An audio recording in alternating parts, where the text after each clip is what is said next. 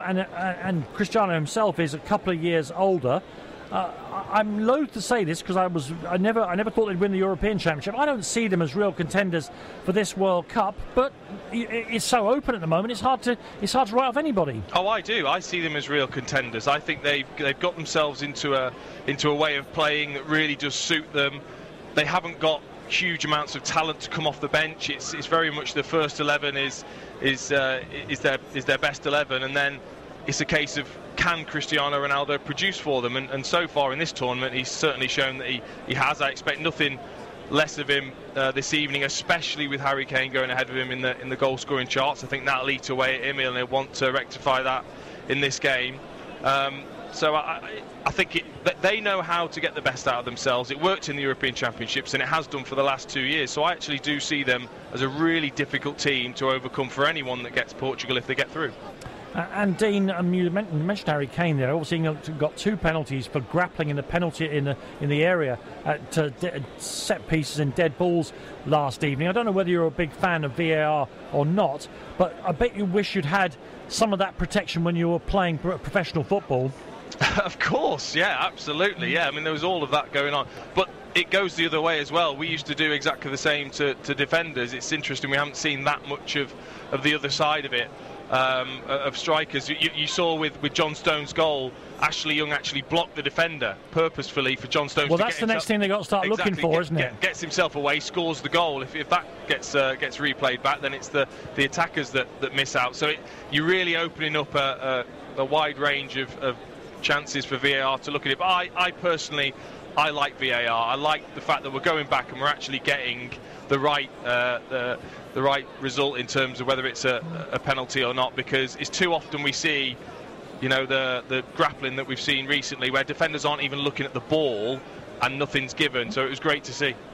OK, listen, thank you very, very much indeed. That's Dean Ashton, who will be our chief summariser on our next commentary game here on World Cup Live on TalkSport when Portugal take on Iran at 7 o'clock this evening. Over on TalkSport 2, of course, Spain and Morocco in that same group will also be a full live commentary. A bit of breaking news for you now here. I'm sure you've been following the controversy about Granit Xhaka and Zedran Shaqiri and Stefan Lichtsteiner and the double-headed eagle celebrations that the Swiss players did after they scored their goals against Serbia.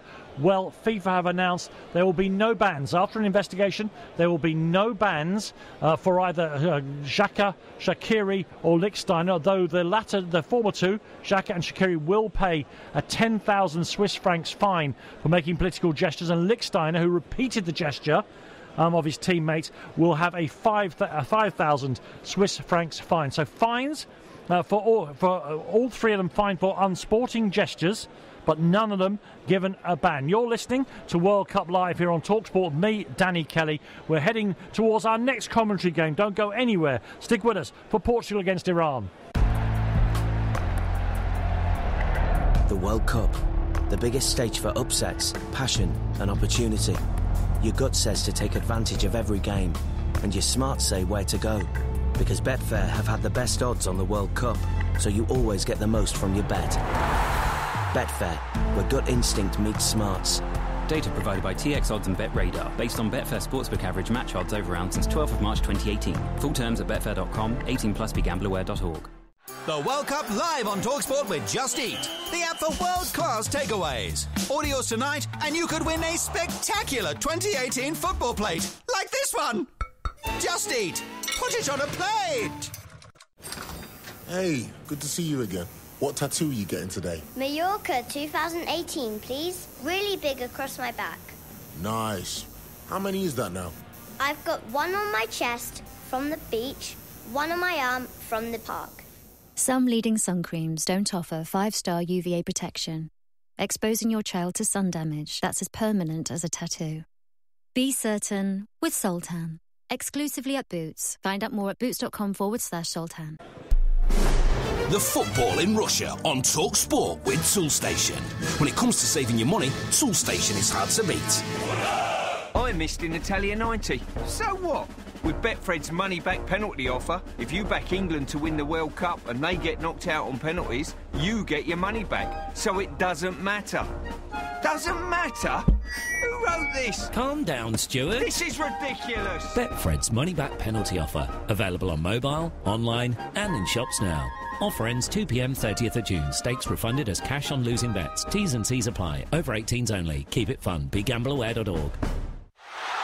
Oh, what a save! Here at Adrian Flux, the majority of our customers pay less than £500 for their van insurance. So why not try us today and get your hands on a great deal? Call 08000 856 356 to see how much you could save. Oh, another fantastic save from Adrian Flux. Call 08000 856 356 or visit adrianflux.co.uk. Authorised and regulated by the Financial Conduct Authority. Check their reputation. Check their insurance. Check their background. Check how much time you're wasting on all of this when you could be watching the football instead. Or just go to checkertrade.com and do it all in one. Exactly. When you need someone to do a job around your home, checkertrade.com should be the first place you go. Visit checkertrade.com, where reputation matters. Checkertrade! Checkertrade.com. You know your 70s from your 80s, from your 90s, from your noughties. Let's go. But do you know your pension options? PensionWise is a service set up by the government to provide free, impartial guidance about your pension pot. If you're over 50, call 0800 138 1888 to book your free telephone or face-to-face appointment. PensionWise. Get to know your options. This summer, 32 high-performance teams are hoping to advance in Russia, but only one can lift the trophy, the winning team.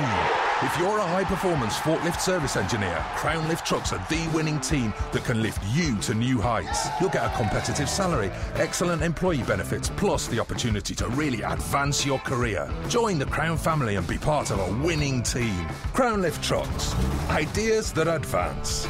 For more information and to apply online, visit the careers section at crown.com. Hey, Philip Schofield here. WeBuyAnyCar.com reckon you could find out what your car's worth in under 60 seconds. I know, I didn't believe it myself, so I timed it. And it's true. It actually took me only 53 seconds. Not that it's a race. So if you want to find out how much your car's worth, or just want to beat my time, enter your reg number now at WeBuyAnyCar.com. I think I might give it another go. 49. Get in. Admin fee may apply. For more information, see WeBuyAnyCar.com/info. TalkSport Traffic and Travel with Virgin Media. Home to the Full House Bundle with...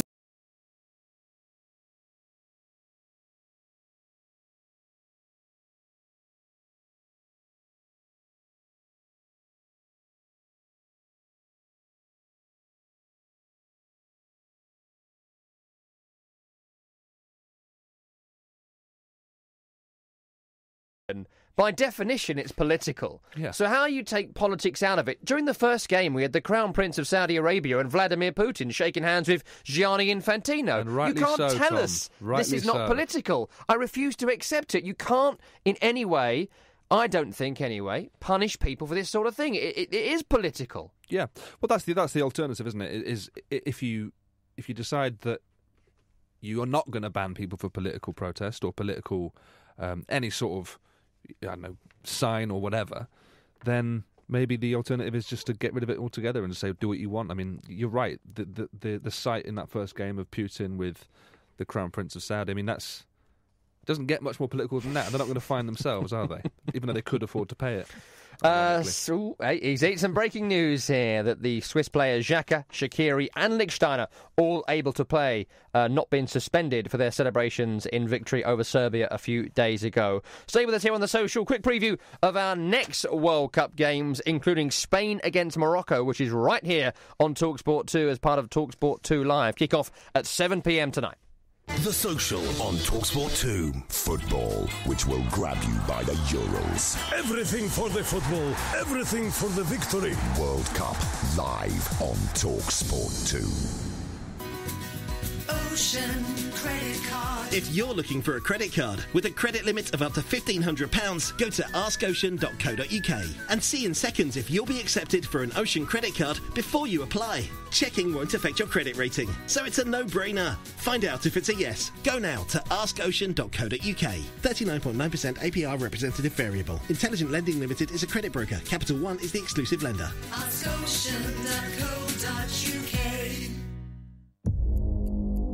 So you want to be a Sicario? Critics are calling Sicario 2 the most exciting thriller you'll see this summer. You're going to help us start a war. With who? Everyone. You want to see this thing through? I'm going to have to get dirty.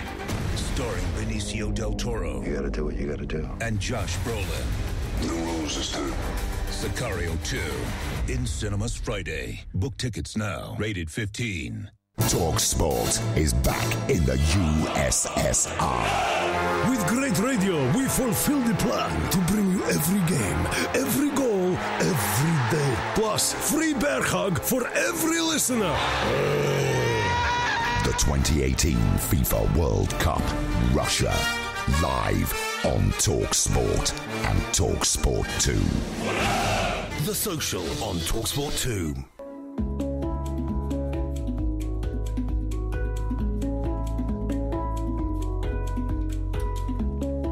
Uruguay have sealed top spot in Group A at the World Cup. They eased to a 3-0 win over host Russia, who were down to 10 men for much of that match. Elsewhere in Group A, Saudi Arabia struck late to get their first World Cup win since 1994. They beat Mohamed Salah's Egypt 2-1 right here on TalkSport 2. And in the last few minutes, it's been confirmed that Granit Xhaka, Xherdan Shaqiri and Stefan Lichtsteiner will not be suspended for their celebrations against Serbia. They've each been fined for their actions.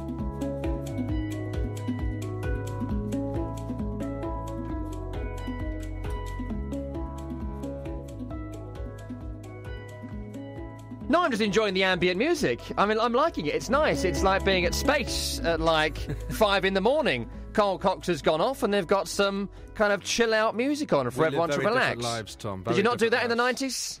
How old do you think I am? I don't know. Older than me, aren't you? Yeah, but I mean, that's not saying anything. I don't know what that means. Tom Ruddy and Mark Smith with you. It's The Social for the next few minutes. Quick preview of our games coming up this evening in a minute. Of course, Spain and Portugal back in action across the TalkSport network against Morocco and Iran, respectively. Stay with us here as soon as we are finished. TalkSport 2 Live takes over. Andrew McKenna is hosting the show, and he's only popped in here now to tell us what else is going on. I was going to say, this room is about the same size as a lift, actually. I thought I was in a lift with that music going on. Rest, we've got Spain against Morocco this evening. Kaliningrad, the destination for this one. Spain, of course, start the night as the number one team in Group B, so a win, and they go through. And let's be honest, we're expecting them to. But Morocco, although they are bottom of the group, you actually think about what they've done so far. They haven't been that bad. Now, the Spain-Portugal game, we all raved about that, but that was so soon after the coaching change. I'm just wondering about Hierro, because the second game, to put it into a golfing parlance, tee to green, they were absolutely fine in the second game, Spain, but they couldn't hole a putt. How are they going to go tonight? Because this will be 2 games in charge for Hierro, and yes, they'll probably go through and they'll clinch it, but there'll be there'll be teams and coaches looking at them. How good actually are they? So that's what we find out this evening. Alan Parry and Tony Cascarino, your commentary dream team here on TalkSport 2 this evening. It doesn't get too much better than that right here on TalkSport 2. Got to ask you about who you think is going to play as well, because it is interesting now we get to this stage where, I mean, these games are not a dead rubber right now because Iran, Portugal and Spain can all get through, as well as the Morocco pride factor, trying to get up into third in the group, not finish bottom. They can still finish above Iran, results going their way. I just wonder whether Spain might make a few changes. You mentioned getting up there but not being able to hold apart. Diego Costa, does he get a little rest? Of course, he's had a few injury problems this season. He's attitude problems as well, and there are other players they might take out. Of course, they've got players who are, 34, 35, Iniesta in midfield. Would they risk him for another game if they've got a knockout game coming up? Well, what we're hearing, and this is nowhere near confirmed, but is only one change, Isco. So we're waiting to get that absolutely confirmed. But it's interesting because Belgium are talking about rotating. Do England therefore rotate as well? It's really interesting. I believe in a game like this, put your number one team out there, be 3-0 up by half-time, and then make thank you very changes. much. Sit down, take a rest, boys, have a blow. We'll let the others see this one through. I'm always in favour of get the job done first. Be absolutely sure. Particularly when, like you say, this is so early on in Hierro's reign.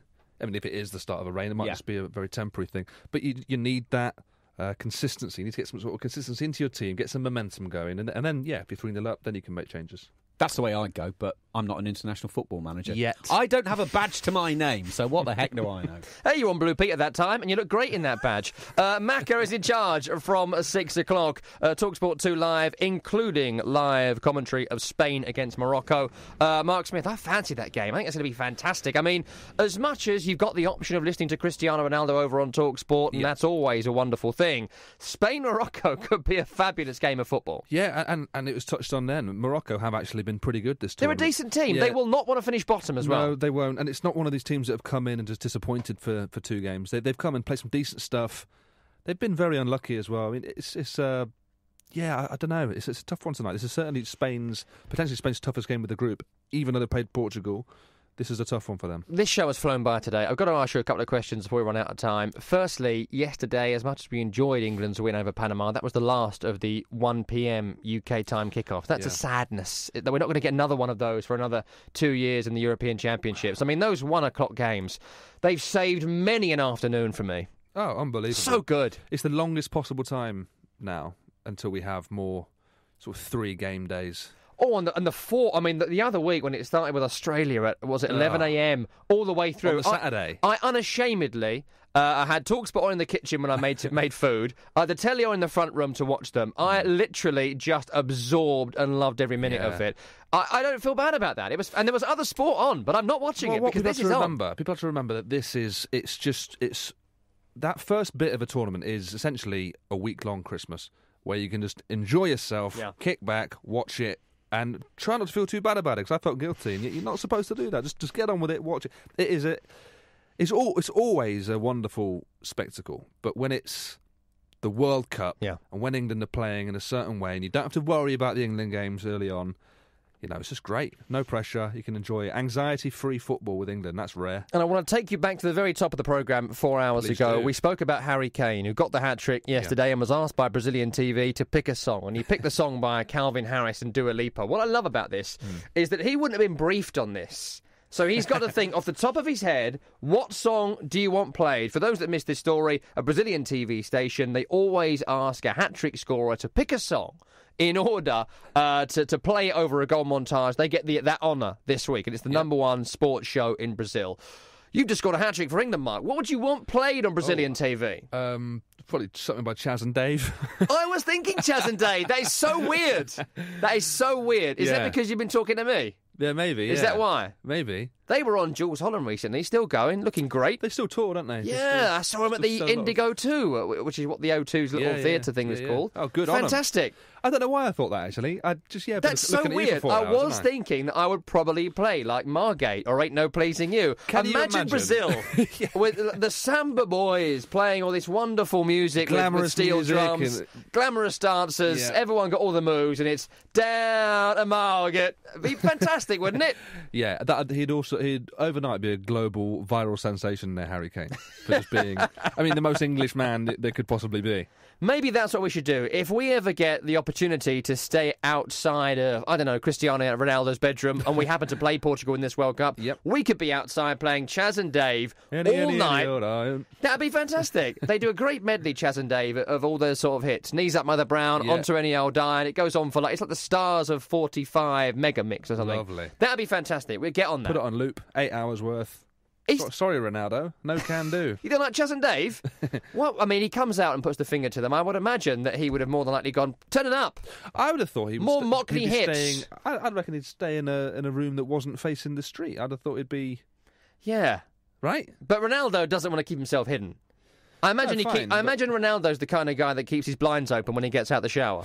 I also on the off chance that someone's walking in the street, and I hope that's the case because I sometimes sleep outside of his house. But I also imagine that actually playing Chaz and Dave hits. In our minds, he woke up from bed and went and shushed them, but actually he was in like a cryogenic sort of freezer sort of thing. He'd been in stasis. Yeah, it's fine. For several hours. Because the man cannot be human, so that's absolutely fine. There's no way he can be. But I thought Harry Kane, he did well. He did well to name. I mean, under pressure.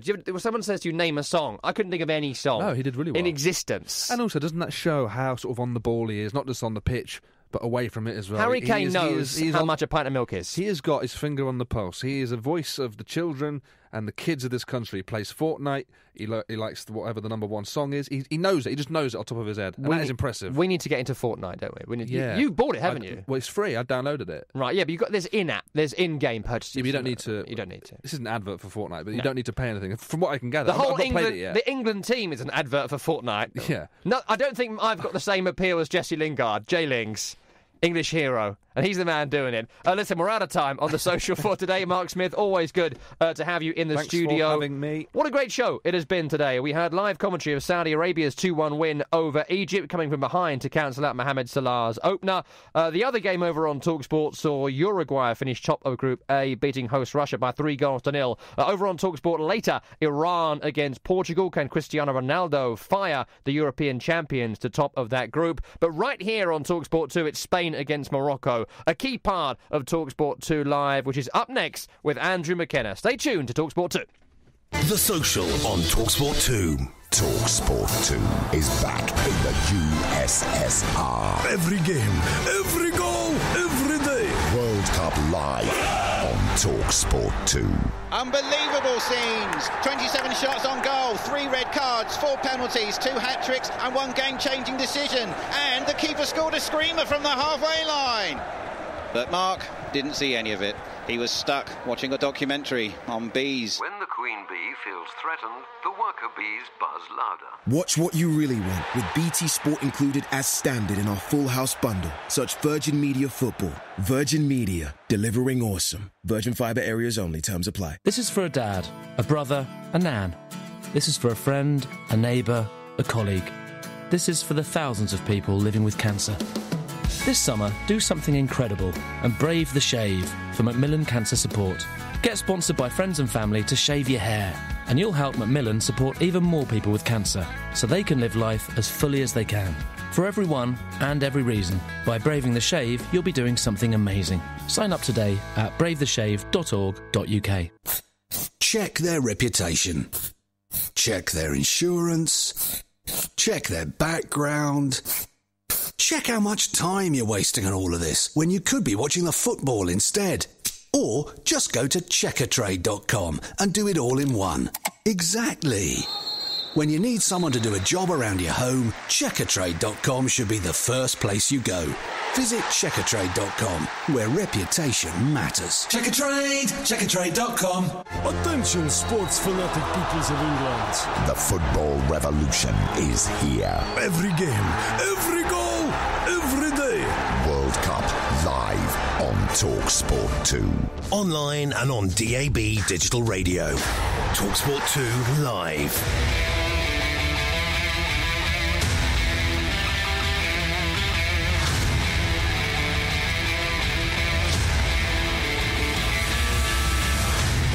Very good afternoon to you. Welcome to TalkSport 2 Live. After Group A was concluded in the early kickoffs, we're bringing you the conclusion to Group B. And this is a group that is still all to play for. Here on TalkSport 2 is Spain against Morocco in Kaliningrad. That's Spain, who start the final matches top of the group, and they'll be expected to come past the side who are yet to win and are yet to score in this finals. However, this isn't the all-conquering Spanish side that we've seen before. Drawing with Portugal in that incredible match was followed up with a laboured win over Iran. A win tonight for Spain will do it, but will they get it? We'll find out here on TalkSport 2 Live.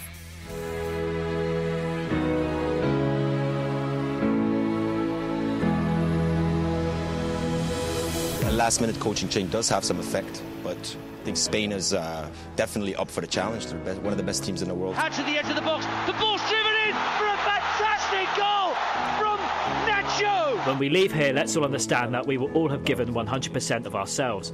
This will be the first of 3 finals. From our development, from what we can achieve, we will see where we could go. Plays it off to Diego Costa! And Spain have taken the lead! We have waited for 20 years to come back in the World Cup. The Moroccan players are devastated. The Iranians beside themselves with joy. We don't have pressure, but we want to go in the World Cup with the good ambition. Morocco, as they did against Iran, caught the eye. They were even better today. But again, they couldn't score, and they know they're going home. No luck, but thank you to Morocco team. Thank you to the players. Thank you to the coach, Renard.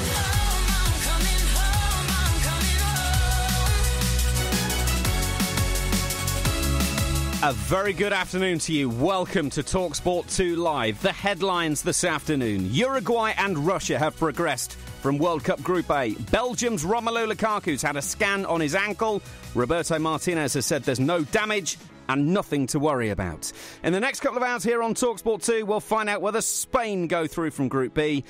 And in the tennis, just away from the football, I can tell you, Andy Murray is on court against Stanislav Wawrinka. He's just taken the first set, 6-1 at Eastbourne. Well, welcome along. We are going to round up Group B this evening. What an incredible World Cup tournament it's already been. World Cup Group A has been concluded this afternoon. Saudi Arabia with a victory over Egypt by 2-1 thanks to a last-minute winner. Uruguay 3-0 victors over Russia in their game. We'll bring you the highlights and all the points from those games. Obviously in the build-up to this evening's game, but we are less than an hour to kick off, which means the teams have been announced for our match. Spain, who are top of Group B, taking on Morocco, the 4th place side. A win for Spain, it's simple, and they go through. Let's get the team news from your match commentator, Alan Parry. Well, I have to say, at times, Spain have probably looked as good as any team in this tournament, and their new coach, Fernando Hierro, has relied on pretty much the same group of players for their opening games. That marvellous 3-3 draw with Portugal and the hard-fought 1-0 win against Iran. This could be the final opportunity, of course, for legendary players like Iniesta, Sergio Ramos and David Silva to enjoy success with the national team, and Hierro knows that they are players he can rely on rather than gamble with the younger men in his squad. He changed just 2 positions for the game against Iran, bringing in first-choice right-back Carvajal of Real Madrid. He'd recovered from injury and took the place of the unlucky Nacho, who you remember scored that wonderful goal against Portugal. And then he replaced midfielder Koke with the more attack-minded Vasquez. Now, for tonight's team, Hierro has left Vasquez out again. He's on the substitutes bench, and he's brought in Thiago of Bayern Munich. So Spain will line up with David De Gea in goal, a back four of Dani Carvajal, Gerard Piqué, Sergio Ramos and Jordi Alba. We would expect Thiago to play roughly alongside Sergio Busquets as the more defensively minded midfielders, leaving Andres Iniesta to get forward in support of the attacking trio of David Silva and Isco, who was superb in their last game. And of course Diego Costa, who has now scored 9 goals in the last 9 internationals he started for Spain. By common consent, I think Morocco are probably the unluckiest team to be going home early from this World Cup. They played some excellent football in their first 2 games against Iran and Portugal, but of course lost them both 1-0, so they cannot now qualify for the round of 16. And like his opposite number, Hierro, Morocco's coach Hervé Renard has picked the bulk of the same players for their 2 games so far. He just changed defender Roman Saiz, who plays for Wolves, for Manuel da Costa, who had a brief spell with West Ham a few years ago, and he tried to solve their goal-scoring problems by replacing striker El Kaabi with Boutaïb. That was for the game against Portugal. Sadly for them, of course, the changes didn't pay off. Tonight, with just pride at stake, Renard has made just 1 change. Captain Mehdi Benatir is out injured, we believe, and his place is taken by the Wolves man, Roman Saiz.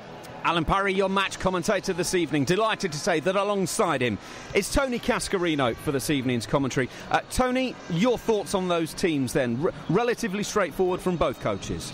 Yes, and, well, look, we know what Spain are going to be about, you know, keeping the ball, moving it around as quick as they can and getting people like Isco and Silva on the ball and trying to find, which is another really string to their bow with Diego Costa, because they haven't had that. If you'd have felt before the tournament started, if Diego Costa didn't get going straight away, that Spain could play without a number 9 Macca. And with him they can now, because he's hit the ground running. He's been a real threat. He's got a couple of great goals, especially the first one he got against Portugal. He gives them something different. We know Spain are going to dominate the ball from the middle of midfield and from the back four. So it'll be interesting to see how Morocco, as Alan touched on earlier, been very unfortunate. Own goal taken, in the first game.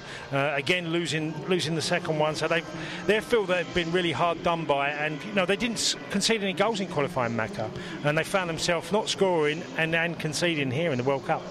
They've also got the possibility, if they don't score this evening, they join Algeria and Honduras from 2010, when both of those teams went home with a 0 in the goals for column. 4 years' work. Get yourself to qualify.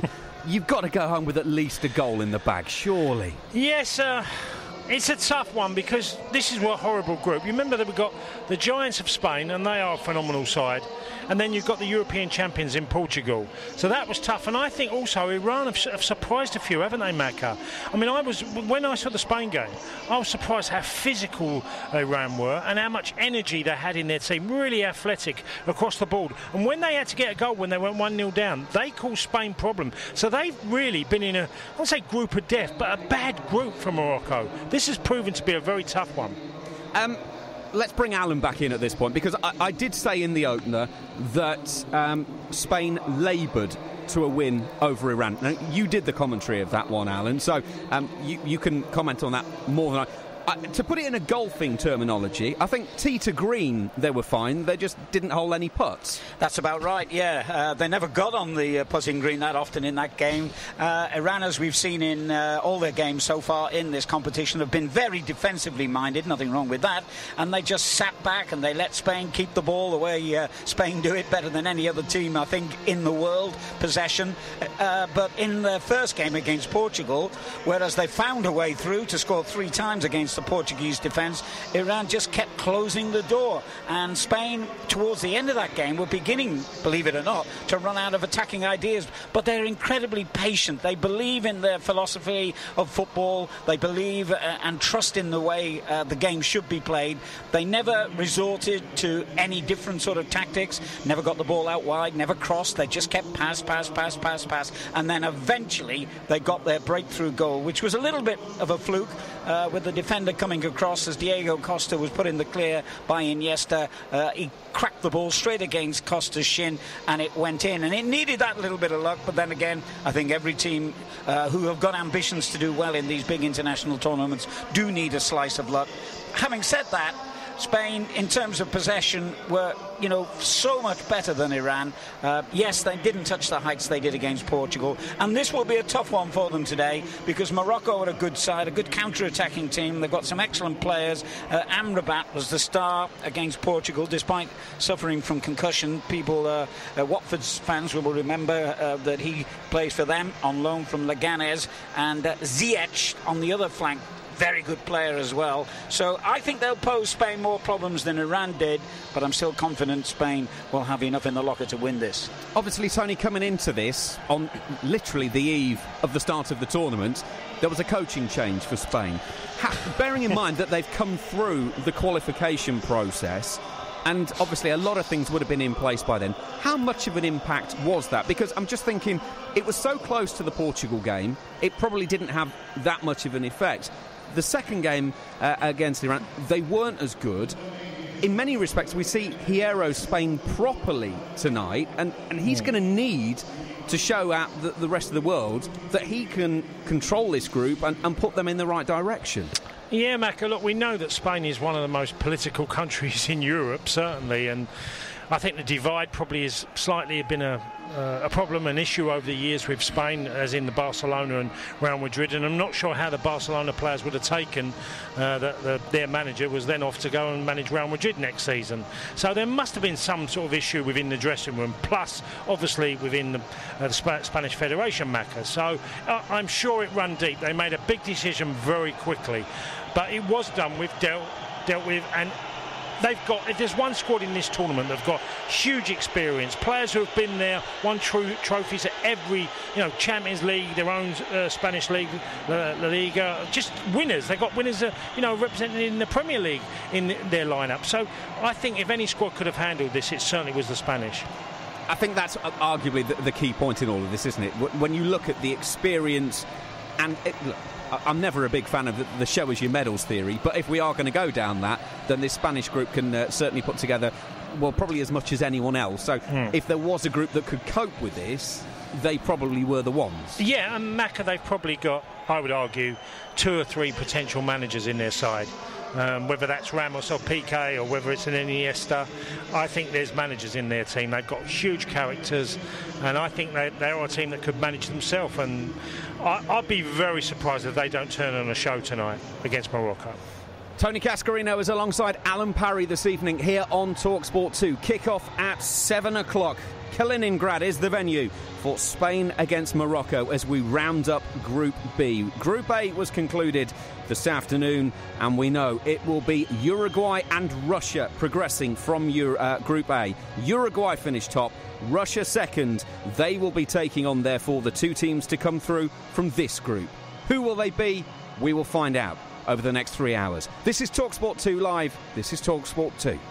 Every goal ski, every game ski, every day ski. Mother Russia is calling you. World Cup live on TalkSport 2. The football in Russia on TalkSport 2 with Toolstation. When it comes to saving your money, Toolstation is hard to beat. This is for a dad, a brother, a nan. This is for a friend, a neighbour, a colleague. This is for the thousands of people living with cancer. This summer, do something incredible and brave the shave for Macmillan Cancer Support. Get sponsored by friends and family to shave your hair, and you'll help Macmillan support even more people with cancer so they can live life as fully as they can. For everyone and every reason, by braving the shave, you'll be doing something amazing. Sign up today at bravetheshave.org.uk. Check their reputation. Check their insurance. Check their background. Check how much time you're wasting on all of this when you could be watching the football instead. Or just go to checkertrade.com and do it all in one. Exactly. When you need someone to do a job around your home, checkertrade.com should be the first place you go. Visit checkertrade.com, where reputation matters. Checkertrade.com. What a game! 1 City, 2 bitter rivals, 9 yellow cards and a manager banished to the stands. The most heated derby day in decades. But Dave and his mates didn't see any of it. They were stuck watching an antique show. This is one of the finest taxidermy pigeons I've seen. Never miss a game with Virgin Media, the only place to get all the football on Sky Sports and BT Sport in one package. Search Virgin Media Football. Virgin Media, delivering awesome. Virgin Fibre areas only. Terms apply. We've got it at Selco. Selco, it's where the trade go. At Selco Builders Warehouse, we've got real deals on a wide range of trade-quality building products. In June, we've got a 6x3 foot sheet of 12.5mm standard plasterboard for only £3.49 ex-VAT. Now that's a real deal. We've got even more real deals at Selco Builders Warehouse. For more information, see selcobw.com. We've got it at Selco. Selco, it's where the trade go. If there's one thing QuickFit's famous for, it's tyres. And it's easy to see why. We have thousands of tyres in stock, including all the top brands. So we're bound to have what you need. Plus, with our special offers, there's always a great deal to be had. We've got over 600 centres across the UK, and most of them are open 7 days a week. So head down to your local QuickFit today or book online and drive away happy. Expect to build your own car deal online, anytime, at arnoldclark.com. Expect over 200 branches nationwide. Expect to choose from over 20,000 cars. And expect the UK's best used car deals, guaranteed. Don't worry about a thing. Don't worry about a thing. Don't worry about a thing. Expect the Arnold Clark experience. Visit arnoldclark.com. Attention, sports fanatic peoples of England. The football revolution is here. Every game, every goal, every day. World on TalkSport 2.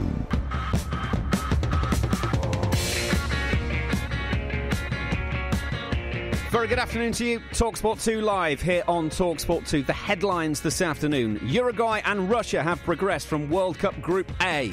Belgium's Romelu Lukaku's had a scan. Roberto Martinez said there's no damage and nothing to worry about. In the next couple of hours here on TalkSport 2, we'll find out whether Spain go through from Group B. And in the tennis, Andy Murray on court. At Eastbourne, he's taking the first set against Stan Wawrinka 6-1. He's at 2-1 down, but that's going with serve in the second.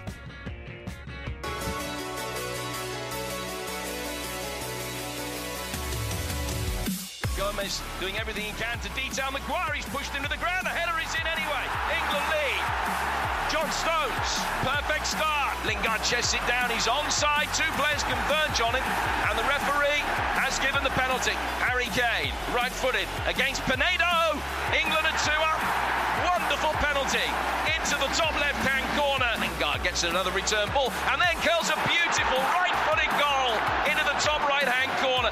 That is a majestic strike. It's an amazing feeling. You know, as I said in the week, I was due a goal, and you know it came at the right time. It is rolled into Henderson. Henderson across the face of goal. Sterling, no, yes, Stones. 4-0. England are running riot. I didn't think I'd get 2 in a World Cup when I was a little boy, so great way to get off the start for my England career in the goals respect. Gomez is up to all sorts. In comes the corner. It's an away swing, and Maguire with a looping header towards goal. Kane has ended up on the deck, and he's given a penalty. So here's the chance then. England have never scored 5 in a World Cup match. Is this the moment?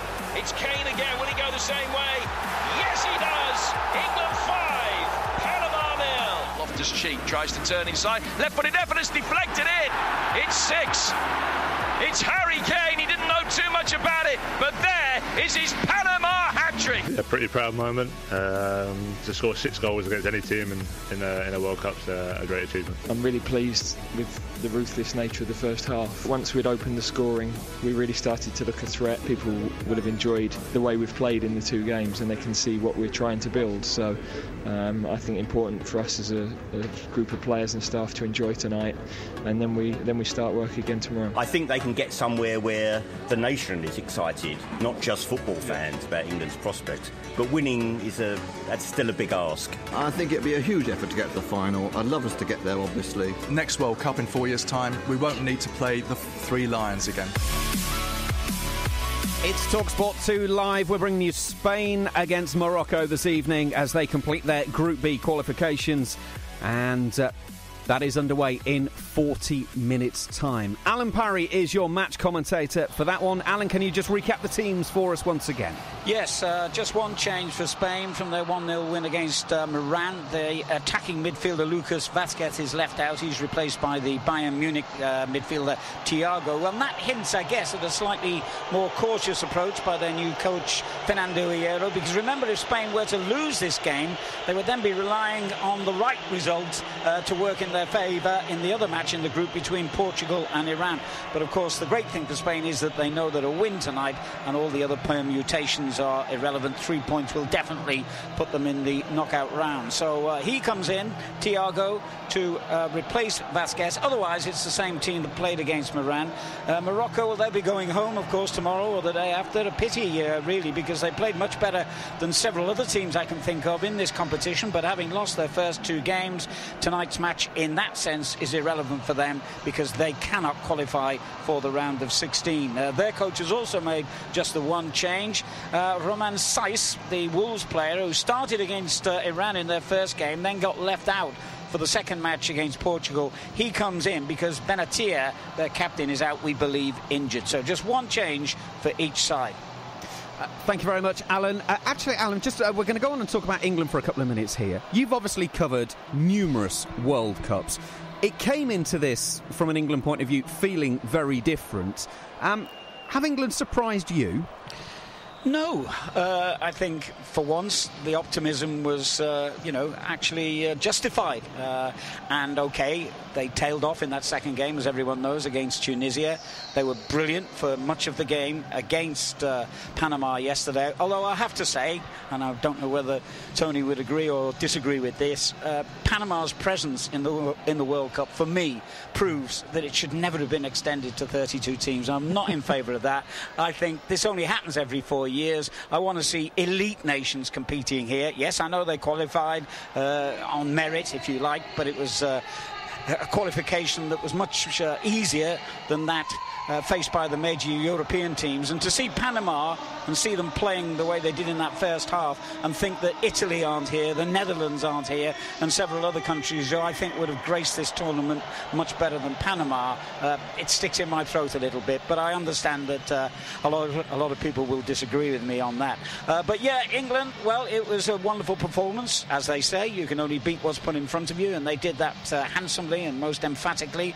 Okay, as I said, they tailed off a little bit towards the end of the game, but that's understandable. How many matches do you have belief amongst the camp? I think it's admirable how Southgate's handled both the media and the players on board. They're a young, hungry group of players, and so far we look like one of the most impressive out here, so I'd like to see that run continued. Look, we're both old enough that we've seen some pretty ordinary times for this England team. How exciting is it to be there with the fans watching this? Because I know the first game was only a 2-1 in the end, but that first 20 minutes, England totally dominant. Yesterday, they actually got the goals early on that settled them down. It's a really exciting time to watch England at the moment, and it's genuinely enjoyable. Absolutely exhilarating being in Volgograd for the last-minute winner, but like you say, we created so many chances. We could have been 4 or 5-0 up in the first half, and whilst people are all the more ready to congratulate Belgium and praise their ability for winning 3-0 and then 5-2, when it comes to England, people are slightly more pessimistic and saying it's only Panama. We've been absolutely outstanding so far, if you ask me. Harry Kane, his goal record may well be down to, penalties and I guess being in the right place at the right time, but that is his job. And I think that we can't take anything away from what these guys have achieved so far. You can only beat the opposition that's put in front of you. And the feeling amongst the England fans is just unlike anything that I've experienced, really, because, like you say, usually we are a pessimistic bunch and we falter at the first. So it's a great time to be alive. Absolutely. Well, it's next Monday or Tuesday for the last 16 game. We will find out as the days go on which one it will be. Of course, Hugh, thank you so much. We'll speak to you again, of course, throughout the tournament here on TalkSport 2. Our reporter, Hugh Wizzy, live from Moscow. Yeah, 6-1 over the result yesterday. Absolutely incredible stuff. Fabulous from England. Can they keep it going? Well, we will find out over the next few days and weeks, we hope. We are just over half an hour away from kick-off. Spain against Morocco coming up this evening here on TalkSport 2. Iran-Portugal is on TalkSport. We will keep you, though, right up to date with the action there, so you can stay with us through till 9 o'clock this evening here on TalkSport 2. We will have all of the news for you. Following us at 9 o'clock, it is Darren Gough and John Norman with their Cricket Week programme. Obviously, lots of cricket to talk about as well, including that incredible innings from Jos Buttler yesterday. So Goughy and John are here at 9 o'clock this evening to take you through all of the stories in the world of cricket, and there are plenty of them as well here on TalkSport 2. The 2018 FIFA World Cup, Russia. From Russia, with goals. World Cup live on TalkSport 2. The World Cup live on TalkSport 2 with Just Eat. Get on the app, sack off the washing up, and possibly win yourself a staggering 2018 football plate. Like this one. Order your takeaway tonight. Just Eat. Put it on a plate. If you're going on a road trip this summer, even if it's not as far as Russia, then stop off at QuickFit first. Our team will make sure your car's on top form with free checks on your tyres and brakes. We've got over 600 centres across the UK, and most of them are open 7 days a week. Plus, right now, we've got 25% off selected top brand tyres. So head down to your local QuickFit today and drive away happy. At participating centres only, terms and conditions apply. Unbelievable scenes. 27 shots on goal, 3 red cards, 4 penalties, 2 hat-tricks and 1 game-changing decision. And the keeper scored a screamer from the halfway line. But Mark didn't see any of it. He was stuck watching a documentary on bees. When the queen bee feels threatened, the worker bees buzz louder. Watch what you really want with BT Sport included as standard in our Full House bundle. Search Virgin Media Football. Virgin Media, delivering awesome. Virgin Fibre areas only. Terms apply. This is for a dad, a brother, a nan.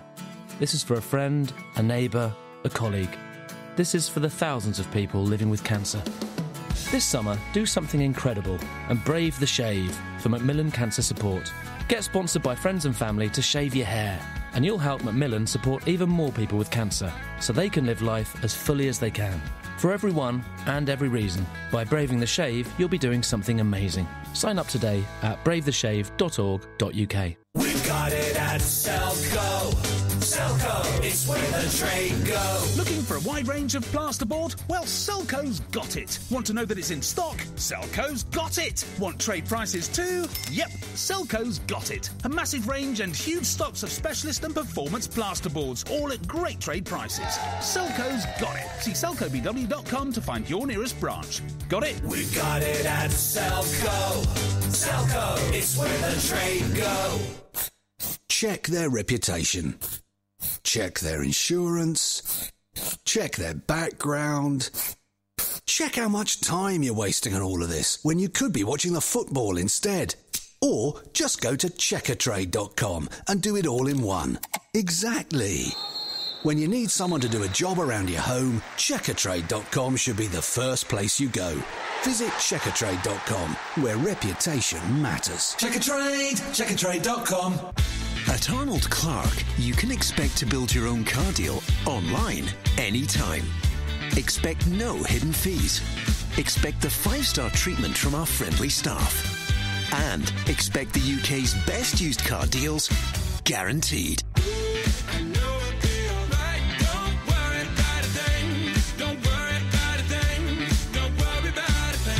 Expect the Arnold Clark experience. Visit arnoldclark.com. Football, which will grab you by the Urals. Everything for the football, everything for the victory. World Cup, live on TalkSport 2. It is TalkSport 2 live here on TalkSport 2. The headlines at just after 6:30. Uruguay and Russia have progressed from World Cup Group A. Belgium's Romelu Lukaku has no damage and isn't an injury worry, according to Roberto Martinez. In the next couple of hours here on TalkSport 2, we'll find out whether it's Spain, Portugal or Iran that go through from Group B. And in the tennis at Eastbourne, Andy Murray, 6-1 first set against Stan Wawrinka. He is 4-2 up in the second. We are bringing you Spain against Morocco. Kickoff is less than half an hour away. If you are just coming out of work, getting in your car, putting your phone on, you will need to know the teams in action. Spain against Morocco. Tony Cascarino is your summariser. Alan Parry is your match commentator and can recap the teams for you. Yeah, let's start with Spain. Manchester United's David De Gea in goal for them. The back four is unchanged from their last game as well. Dani Carvajal, who you might remember was injured in the Champions League final against Liverpool and therefore missed their opener against Portugal, came back for Iran, keeps his place tonight. Gerard Piqué and Sergio Ramos, the usual central defensive partnership, will be in tandem again. Jordi Alba of Barcelona at left back. They'll have two players guarding the back four. Sergio Busquets, legendary figure, over 100 caps for him. And Thiago, who comes into the side today at the expense of Lucas Vázquez, who played in the last game, but he's on the bench tonight. The great Andres Iniesta will play again. He's been substituted in the first two games after around 70 minutes, but he had a big influence before those 17 minutes were up. David Silva of Manchester City on one wing, Isco on the other, and the former Chelsea man Diego Costa in the middle. Quickly run through Morocco's team for you. They've made just one change as well. Munir, first choice goalkeeper, who was actually born in Spain, by the way. He takes his usual place. The back four is Girard, Da Costa, Saiss of Wolves, who comes in for Benatia, the captain, who we believe is injured. Hakimi of Real Madrid plays at left back. two central midfielders of El Amadi, who's had a couple of seasons at Aston Villa now, and Basufa. Nordin Amrabat, who's been their best player, I think, so far, will operate down the right, with Ziyech down the left, Belhanda in between them, and Khalid Boutib, their top scorer in the qualifiers, leads the attack. Thank you very much. Alan Parry is your match commentator this evening. Well, of course, the TalkSport network, TalkSport, and here on TalkSport 2 is the only place every game of the World Cup is being broadcast. And, of course, today we started the last round of group games, so that means more commentary. Punt forward, looking for Salah. He's brought it down the edge of the penalty area, and he's flicked it over the goalkeeper. It's a moment of magic from Mohamed Salah, but he's saved by the goalkeeper. What a moment for the 45-year-old. A brilliant save down to his right to turn the ball onto the woodwork. And he's one-on-one with the goalkeeper. It could be double trouble. He lifted it over the goalkeeper, and he lifted it wide. And the referee has given another penalty. Will be a left-footed effort from Al Faraj, and this time he's found the corner. And Saudi Arabia end their wait for a World Cup goal. Taif rolls it forward, and there's the winner. Salam Al-Dasari ends the long wait for Saudi Arabia. They've waited 24 years, Saudi Arabia, but they have that precious win on the World Cup stage. It is Egypt who finished bottom of Group A. You know you've got a good World Cup when even the dead rubbers are enthralling, and it was. Luis Suarez, right-footed, brilliant goal! Oh, he is the man, Luis Suarez! Comes out to the edge of the penalty area. Oh, it's been drilled in! They've got a second goal! Godin's had a great save, and in by Cavani! They've got the third goal from the resulting corner. They're very, very clever, and they're good at winning games. And having got through, not conceded a goal, they'll be a threat.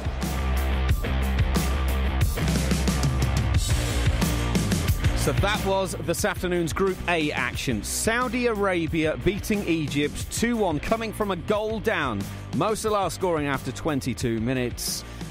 There was controversy in that one as well. A penalty given, then a second penalty given, which VAR checked and then decided to stay with, that was scored after the first one was saved by Al-Hadri, and then a 90th minute winner. Salim Al-Dasari getting the winner, and then Uruguay 3-0 winners over Russia.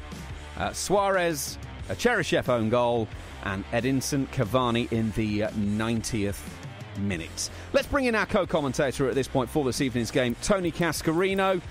Tony, let's start with Egypt. I mean, so much was talked about them before the tournament, and quite clearly the injury to Mo Salah has had just such a massive impact on them. Yeah, it's a tough one, Macca, isn't it? Because when a player of his importance, not only for club but for country, he's played a big part in Egypt being at this World Cup. Now, to suffer the injury he did, obviously it gave him a huge disadvantage, because I didn't think he was quite up to speed. And I mean that is having an edge in your game, Macca, because when you've got that edge, you're as sharp as you can be, you can find the spaces.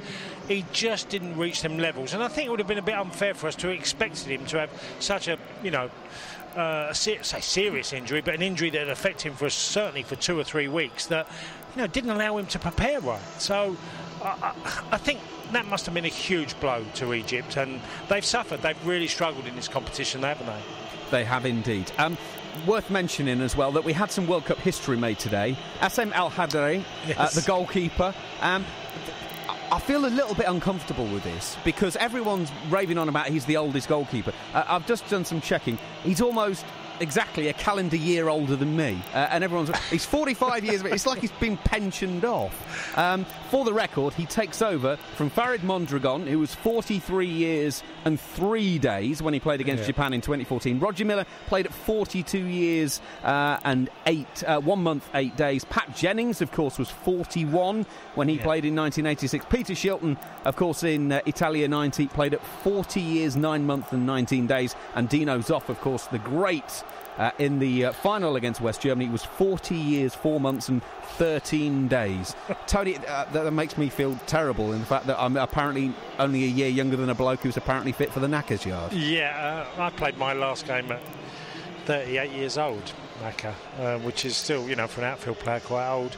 It's a tough one. Look, especially the smaller nations, they don't have the dearth of talent, do they, to go and cherry pick somebody out of, of a rising star. That just doesn't happen. So, for Saudi Arabia to have a goalkeeper of a certain age, then I just think we have to think that's quite normal. I mean, fair play to him to keep himself fit for that long. Wouldn't you agree, Macca? Oh, yeah, not half. So, I don't see it as the biggest deal in the world. It's fair play to him. He's managed to get himself fit enough to play a World Cup, and it'll be hard to surpass that.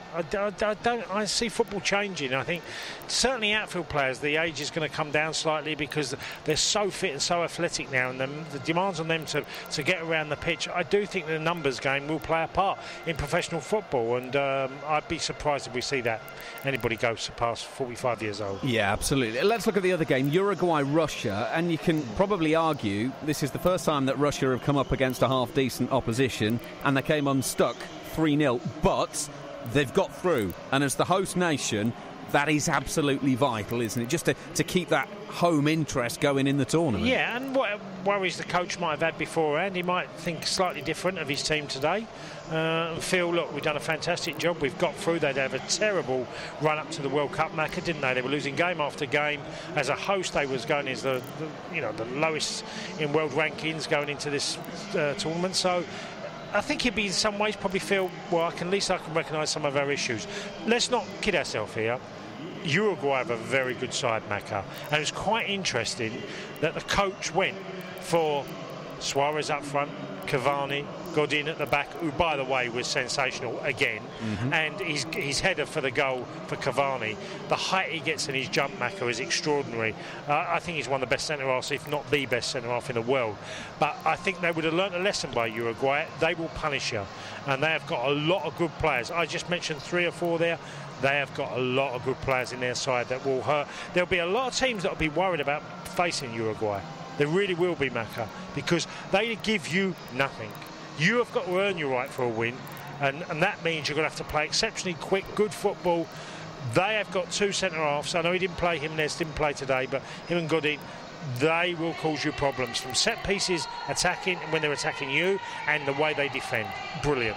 They also seem to be warming up into it. They started with the 1-0 victory over Egypt, then the 1-0 over Saudi Arabia, 3 today.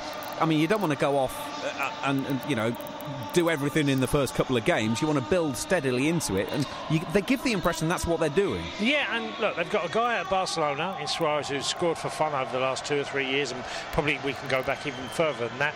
With Cavani scored 30-plus goals for the last 5 years, 6 years at PSG. So they've got 2 strikers who will get them out of trouble with a goal, and with that, they look very, very tight. So them getting a victory, they're comfortable, Macca, in winning 1-0. They could do that to a lot of sides where they give you nothing and they'll snatch something from you as well. Incidentally, I mean, the free kick was incredible. I don't know if you saw it, Alan, but the free kick today was amazing because the Russian player literally took out the 2 Uruguayan players for the free kick to allow Suarez to score. So he's wiped them out for Uruguay, wasn't it, Macca? Yes. End of the wall, just cleaned them out. Which, if it had been the opposition, it would have been a foul. If it had been a Uruguayan player done that to 2 Russian defenders, the referee would have blown and given a foul. But the Russian players literally wiped the 2 defenders out. I agree with what you say about Uruguay, and I would also put in that same bracket Colombia. Yeah, played well. You wouldn't want to meet them at any stage of this competition. No. They are warming up nicely. They played very, very well last night. I was surprised the ease they went through. Probably. And we talked about earlier bad teams. I would never have imagined Poland would have been as bad as they've been this tournament. Yeah, big They disappointment. were dreadful last night. Yeah. Lewandowski, as great as he's been, and in qualifying, by the way, scored a lot of goals for Poland to get to this World Cup.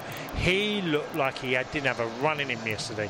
But with Cuadrado, who's wonderful brilliant. Down the right. Great goal, James Rodriguez, of course, Falcao. Yeah. Wow, they've got goals in them. Yeah, they have, and they're dangerous. And Falcao was one of them players that we would never forget. I personally, I always say to people, sometimes players have such bad injuries, it isn't a 6-month recovery rate. It might be to get them back on the pitch. It might take them 18 months, 2 years to get back even close to what they were. he showed with his goal how clinical he can be. I saw him a lot at Monaco, and at times I thought, this striker may have lost half a yard, but boy, he can finish when he get given the chance. Well, we're bringing you the Colombia game on Thursday here on TalkSport 2. Senegal-Colombia is here on Thursday afternoon during the social World Cup Live. Senegal-Colombia tomorrow. It's Australia against Peru as the afternoon game as we build up then to Iceland-Croatia in the evening. It is TalkSport 2. It's TalkSport 2 Live. Spain against Morocco from the World Cup is less than 15 minutes away here on TalkSport 2. Attention, sports fanatic peoples of England. The football revolution is here. Every game, every goal, every day. World Cup live on TalkSport 2. The football in Russia on TalkSport 2 with the Co-op. Great deals on soft drinks, snacks and beer. Get in. Football's better together at the Co-op. We've got it at Selco. Selco, it's where the trade go. At Selco Builders Warehouse, we've got real deals on a wide range of trade quality building products. In June, we've got a 6x5 foot close board fence panel for only £16.85 ex-VAT. Now that's a real deal. We've got even more real deals at Selco Builders Warehouse. For more information, see selcobw.com. We've got it at Selco. Selco, it's where the trade go. This is for a dad, a brother, a nan. This is for a friend, a neighbour, a colleague. This is for the thousands of people living with cancer. This summer, do something incredible and brave the shave for Macmillan Cancer Support. Get sponsored by friends and family to shave your hair, and you'll help Macmillan support even more people with cancer so they can live life as fully as they can. For everyone and every reason, by braving the shave, you'll be doing something amazing. Sign up today at bravetheshave.org.uk. If you want to win big this summer, then come and see the team at QuickFit. With tough to beat for tyres, we have thousands in stock, so we're bound to have what you need. And you'll always walk away a winner with our special offers. We've got over 600 centres across the UK, and most of them are open 7 days a week. So head down to your local QuickFit today or book online and drive away happy. Check their reputation. Check their insurance. Check their background. Check how much time you're wasting on all of this when you could be watching the football instead. Or just go to checkertrade.com and do it all in one. Exactly. When you need someone to do a job around your home, checkertrade.com should be the first place you go. Visit checkertrade.com, where reputation matters. Checkertrade, checkertrade.com. What a game! One City, two bitter rivals, 9 yellow cards and a manager banished to the stands. The most heated derby day in decades. But Dave and his mates didn't see any of it. They were stuck watching an antique show. This is one of the finest taxidermy pigeons I've seen. Never miss a game with Virgin Media, the only place to get all the football on Sky Sports and BT Sport in one package. Search Virgin Media Football. Virgin Media, delivering awesome. Virgin Fibre areas only. Terms apply. At Arnold Clark, you can expect to build your own car deal online anytime. Expect no hidden fees. Expect the 5-star treatment from our friendly staff. And expect the UK's best used car deals, guaranteed.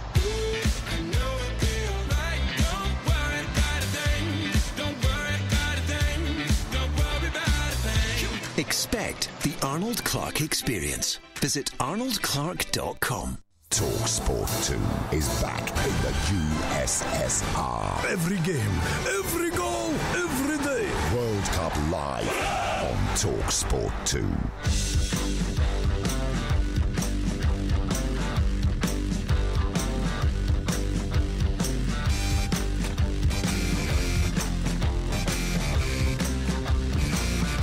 Very good evening to you. TalkSport 2 live. We're getting closer to kick-off. Headlines this evening. Uruguay and Russia progressed from World Cup Group A after this afternoon's games. Romelu Lukaku isn't an injury worry to face England. That's according to Roberto Martinez.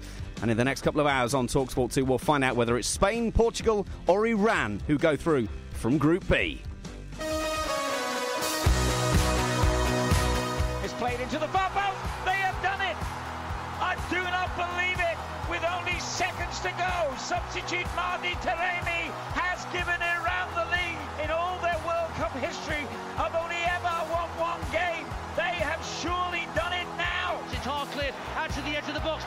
driven in for a fantastic goal from Nacho. And Spain, having gone 1-0 and 2-1 down, are now 3-2 up. Up steps Ronaldo, right footed, in, he's done it! Ronaldo has done it! A hat-trick for Portugal, he's brought them level. De Gea was motionless, Portugal 3, Spain 3. If I could marry a football match and live with it for the rest of my life in total bliss and happiness, it'd be this one here tonight in Sochi, live on TalkSport. It's the way swing delivery, and Ronaldo scores with his first touch of the game. A diving header that makes history. That's the one that breaks Puskás' record from the 1950s, and that's the one that gives Portugal a platform through to a place in the last 16. Ronaldo's proved time and time again that he can put the ball in the net. He's bailing Portugal out the way they play, big time. Silva back to Iniesta, he's done well to beat his man there, just outside the penalty area. Lays it off to Diego Costa! And Spain have taken the lead. And there goes the final whistle. Spain have their first victory of the 2018 World Cup. Iran's players exhausted here in Kazan. It has finished Iran 0, Spain 1. We are counting down to kick-off here on TalkSport 2. Don't forget, tomorrow morning, World Cup Sports Day, including the game, is with you. 7 o'clock in the morning, and then Football First with Ray Stubbs here from 10 o'clock to build you up to all of the action. Now, of course, we already know two of the teams that have gone through. We know that Uruguay will be playing in Sochi on the 30th of June. They will take on the team that finishes second in Group B, while it will be the team who finishes first in Group B that take on Russia in the Luzhniki Stadium, Moscow. How is it going to pan out? Well, we will find out over the course of the next couple of hours. Alan Parry and Tony Cascarino are our commentary team this evening. They are the experts. So I'll tell you what, let's ask them the question. Tony Cascarino, how do you see this group panning out? How do you see the results this evening? And therefore, who do you think are going to be first and second in the group come the end of the night? Well, I do think Portugal have got the much tougher ask. I think Iran showed against Spain that they can be a really difficult, obstinate side to play against. Although I think Portugal have got the one special guy in Ronaldo. He could put one in from a free kick marker from anywhere, and you know, he just causes problems. And he actually looks really slim, doesn't he? He looks like he's slimmed down for this World Cup. He looks in the best shape I've seen him for years, Ronaldo. I'd be amazed if Spain don't get past Morocco. I can only see Morocco chasing the ball around and trying to get the ball off the Spanish, them dictating the play, creating with their incredible movement. I think Spain will win. So I think it'll be a tough evening for Portugal, but I think they'll just get over the line, because I do think that their game is much tougher than this one. So Spain for you to finish as top of the group, and that therefore would mean that they would take on Russia in Moscow. Good matchup as far as you're concerned, that one? Not for the Russians, Matt. No. I think it's the Spain are a bit like I talked about with Uruguay. They have a way of playing that you can get frustrated. You can end up running your socks off all night with no joy because you just can't get the ball off them. And with that, I think, as I touched on earlier in the show, the added plus of having a Diego Costa in your team that gives them a physical presence, who leads the line brilliantly and getting goals, I think makes the Spanish a very dangerous team. They've got loads of pace as well. Vicencio hasn't been used yet, but if he comes in, I certainly think he can cause fullbacks problems. David Silva on the ball. I just think there's so much good things about Spanish. I still think, well, although they've got only 4 points, I say only, but I do think, if you remember the Portugal game, they've been beaten for a penalty early on and a wonder free kick at the end and a mistake by David De Gea. You know, that was the 3 goals they conceded. I don't think they'll make that mistake again. Well, Spain are the team that start the night in top position in the group. It's Portugal second, Iran third. We will keep you up to date with all the action as it happens. Of course, throughout the evening, we'll bring you the highlights from the other game as they are underway in the Mordovia Arena, Iran against Portugal. Of course, the game's been played at the same time. Just a reminder, while we've got a moment before the anthems, that tomorrow we do it all again. Australia-Peru is the early game, then it's Iceland-Croatia. Here on TalkSport 2 Live, it's anthem time.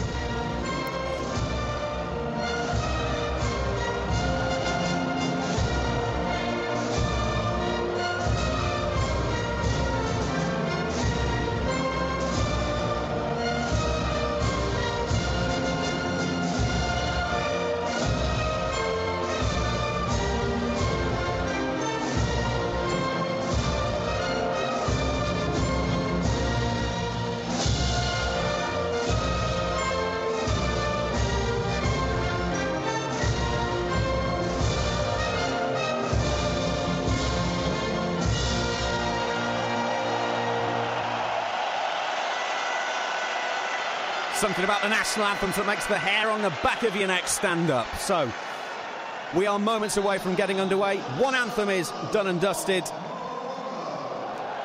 And now, the second one, and then the night's genuine entertainment will get underway.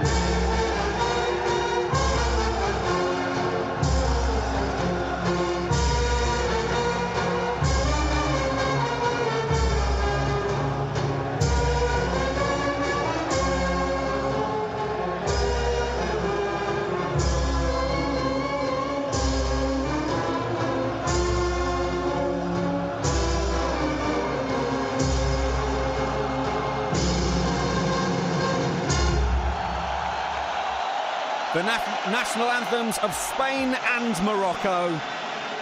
And we are but moments away from getting the final games in Group B underway. Spain against Morocco here on TalkSport 2. Iran-Portugal over on TalkSport. You don't need to go anywhere. Every game, every goal, every moment of the World Cup is on the TalkSport network. Your commentary team for this evening: Tony Cascarino, the former Republic of Ireland striker, is alongside your match commentator, Alan Parry. So the 2010 world champion Spain could be just a couple of hours away from reaching the round of 16 and a possible encounter with the hosts Russia or Uruguay as Group B draws to a close. Just to remind you of the position in this group, Morocco have no points at all, therefore they cannot qualify. Spain have to win or draw to be sure of going through. Anything less would leave them vulnerable to being eliminated at the group stage, just as they were in Brazil 4 years ago. Iran, as you've heard, played Portugal in that other game in Group B. That will kick off at the same time over in Saransk, which is about 1,000 miles east of Kaliningrad, and we will obviously keep you in touch with the score from that game as our game here progresses, with 3 countries chasing the 2 places that are up for grabs. This is the stadium where England will play their final group game against Belgium on Thursday evening. Kaliningrad, the most westerly city in Russia, situated on the Baltic coast, in this brand new stadium that was actually built on an island and designed along similar lines to that iconic Allianz Arena in Munich. The former Republic of Ireland striker Tony Cascarino joins me in the commentary box. So, Tony, what kind of game are you expecting here tonight? I'm expecting a huge possession by Spain, dominating the ball, trying to create chances for Isco and David Silva that Diego Costa can convert. Iniesta's a wonderful player, so much great running, and I think he'll play a big part. Centre-halves, by the way, Piqué and Ramos have done a lot in the game. I think there's so many good things. I don't think David Gea will make a mistake again in this tournament. One against Portugal, but I think they're in very safe hands with the Spanish team. And Morocco might have their moments, but I think that's all it'll be, just the odd moment here and there. As I mentioned, Spain need a win or a draw to qualify. If they lose, that's when it gets complicated, and Iran are still in with a chance themselves. Morocco, well, their situation is quite straightforward. They will be going home. I noticed their coach, Hervé Renard, wearing what he regards as his lucky white shirt on the touchline. Hasn't brought him much luck in this competition. Quite the opposite, in fact. They've been pretty unlucky, Morocco. In international terms, I suppose you could almost call this a local derby. These two countries separated by the Straits of Gibraltar, which is less than 10 miles wide at its narrowest point between Europe and Africa. But enough of the geography. Let's concentrate now on the football, as Spain, in their red shirts and blue shorts, their first choice strip, because officially, according to FIFA, they are the home side. They will get the game underway with what I'm sure will be one of the many periods of possession they will have in this game. A win, they'll top the group if they win by more goals than Portugal. Portugal need a point to join them in the next round. Iran will qualify if they beat the European champions Portugal. So it really is a fascinating finale to Group B. Spain leading at the moment, 4 points. Portugal on 4, Iran 3, Morocco none at all. Morocco regain possession and play the ball to the edge of the Spanish penalty area. That will give him the nice, easy first touch for David De Gea. Well, I said easy. He took his time and was quickly closed down by Boutaïb, the striker for Morocco, and had to get the ball upfield pronto. And that means that Morocco have won it back on their left-hand side of the field with Younes Belhanda, who almost scored against Hakimi, the Real Madrid player, who's essentially a right-back with his club side. He's actually understudy to Carvajal, who he will be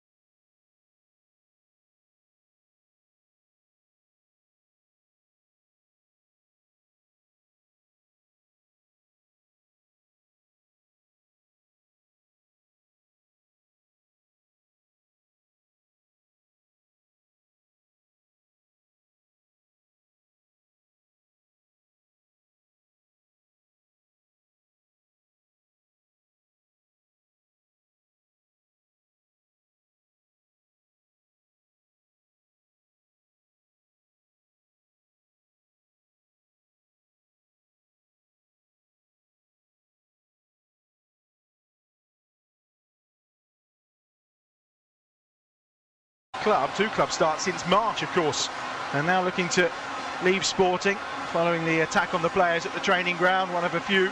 I mentioned Marie Patrizio already making that move to Wolves as well. They're going to lose a fair few of their stars. Carvalho, of course, who came very close to a move to West Ham previously as well. Real high quality from him early on in this game. 3.5 minutes in, they call him Sir William. He was talking a little earlier to someone who says he's just a little bit ponderous and slow at time, but when you've got that quality in your feet, you can tolerate the fact he just takes maybe a few seconds more than some individuals. Here's Jose Font coming forward into the feet of Carvalho again, deep inside his own half. Just lays the ball off to Pepe at the edge of the penalty area. And here comes Font again.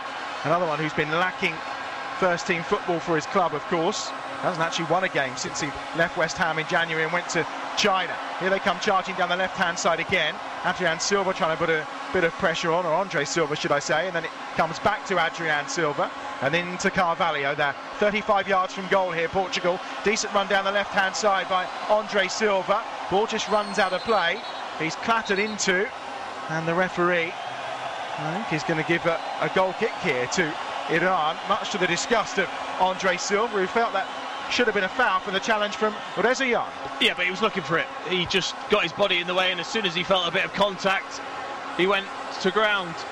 I've done that many times myself, and generally you get a free kick, but well played the referee. He spotted that straight away. A goal kick to Iran, but really, really sharp start from Portugal, especially down there, left-hand side. Good movements from both Mario and Andre Silva. 5 minutes played on Talk Sport, it's 0-0. Here come Iran forward towards the edge of the Portugal penalty area. Guerrero on this near side has some defending to do. He was put under a little bit of pressure that time by Jahan Bash, who has come into the starting 11. He did start the opening fixture against Morocco. And he's back in today from Carlos Queiroz. No change of shape though, that familiar solid base that they look to build on. No, but it was good. It was good to just see the numbers that got forward then, Iran. So it's clearly when they do get that chance, they're going to allow the forward players all to burst forwards. They know they've got to get that goal. So I think if they can do it in an organised fashion, that's going to give them the best chance of getting that goal on the counter-attack. And the thing is, it probably will only be one goal, because only once have they scored more than one in a World Cup fixture. That was in that victory against the USA back in 1998 by 2-1. Still wasn't enough though to get them out of the group stages and into the knockout part of the competition. That would be a first tonight, hence why we describe it as the biggest night really in the history of Iranian football. Into the centre, they pick it up again here with Jahan Bash pushing it out wide to the right hand side. Here is Reza Yan from deep inside his own half. Early ball forward, and now Jahan Bash down the right hand side. Chance to get in here. Jean-Mario tracks back on his right foot, plays it square to the edge of the box. Shots driven in but well wide. First time from Amiri, who was arriving at the edge of the penalty area but just couldn't get it away decently on that left foot of his, and he puts it well wide. And there's a threat. Pacey on the break actually, Iran. Really good movement from Jahan Bash. And as soon as that ball got flicked into him from Amuz, he then looked, he waited and waited for support, and Amiri on the edge of the box, it comes across, it's there to be hit, and he takes them really big long strides before he hits it, rather than setting himself little steps before he takes the strike. Big long strides, gets it all wrong and slices it wide. That was actually a really good chance for Iran. It was a decent pass as well. Took the time to look up and see what was arriving. And there was bodies arriving, which is a good sign as to how they're approaching this game. 7 minutes played on Talk Sport. Iran 0, Portugal 0. Still goalless as well in the other game in this group between Spain and Morocco.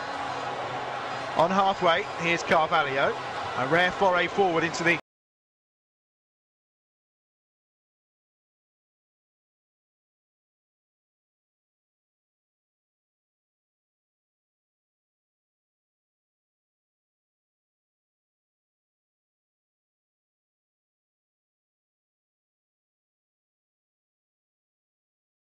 to say politics takes over sometimes in the World Cup. I mean, I don't know what experience he has of officiating at games at this level in Uzbekistan. Why didn't they pick a more experienced European referee for this? What I would say, and you were right, Alan, that he did win the ball, but he's leapt with, he's lunged with 2 feet off the ground. It's the challenge that will get you in so much trouble with referees. The officials, they don't want that type of tackle being made in the game. I say tackle because he has leapt, he's lunged in.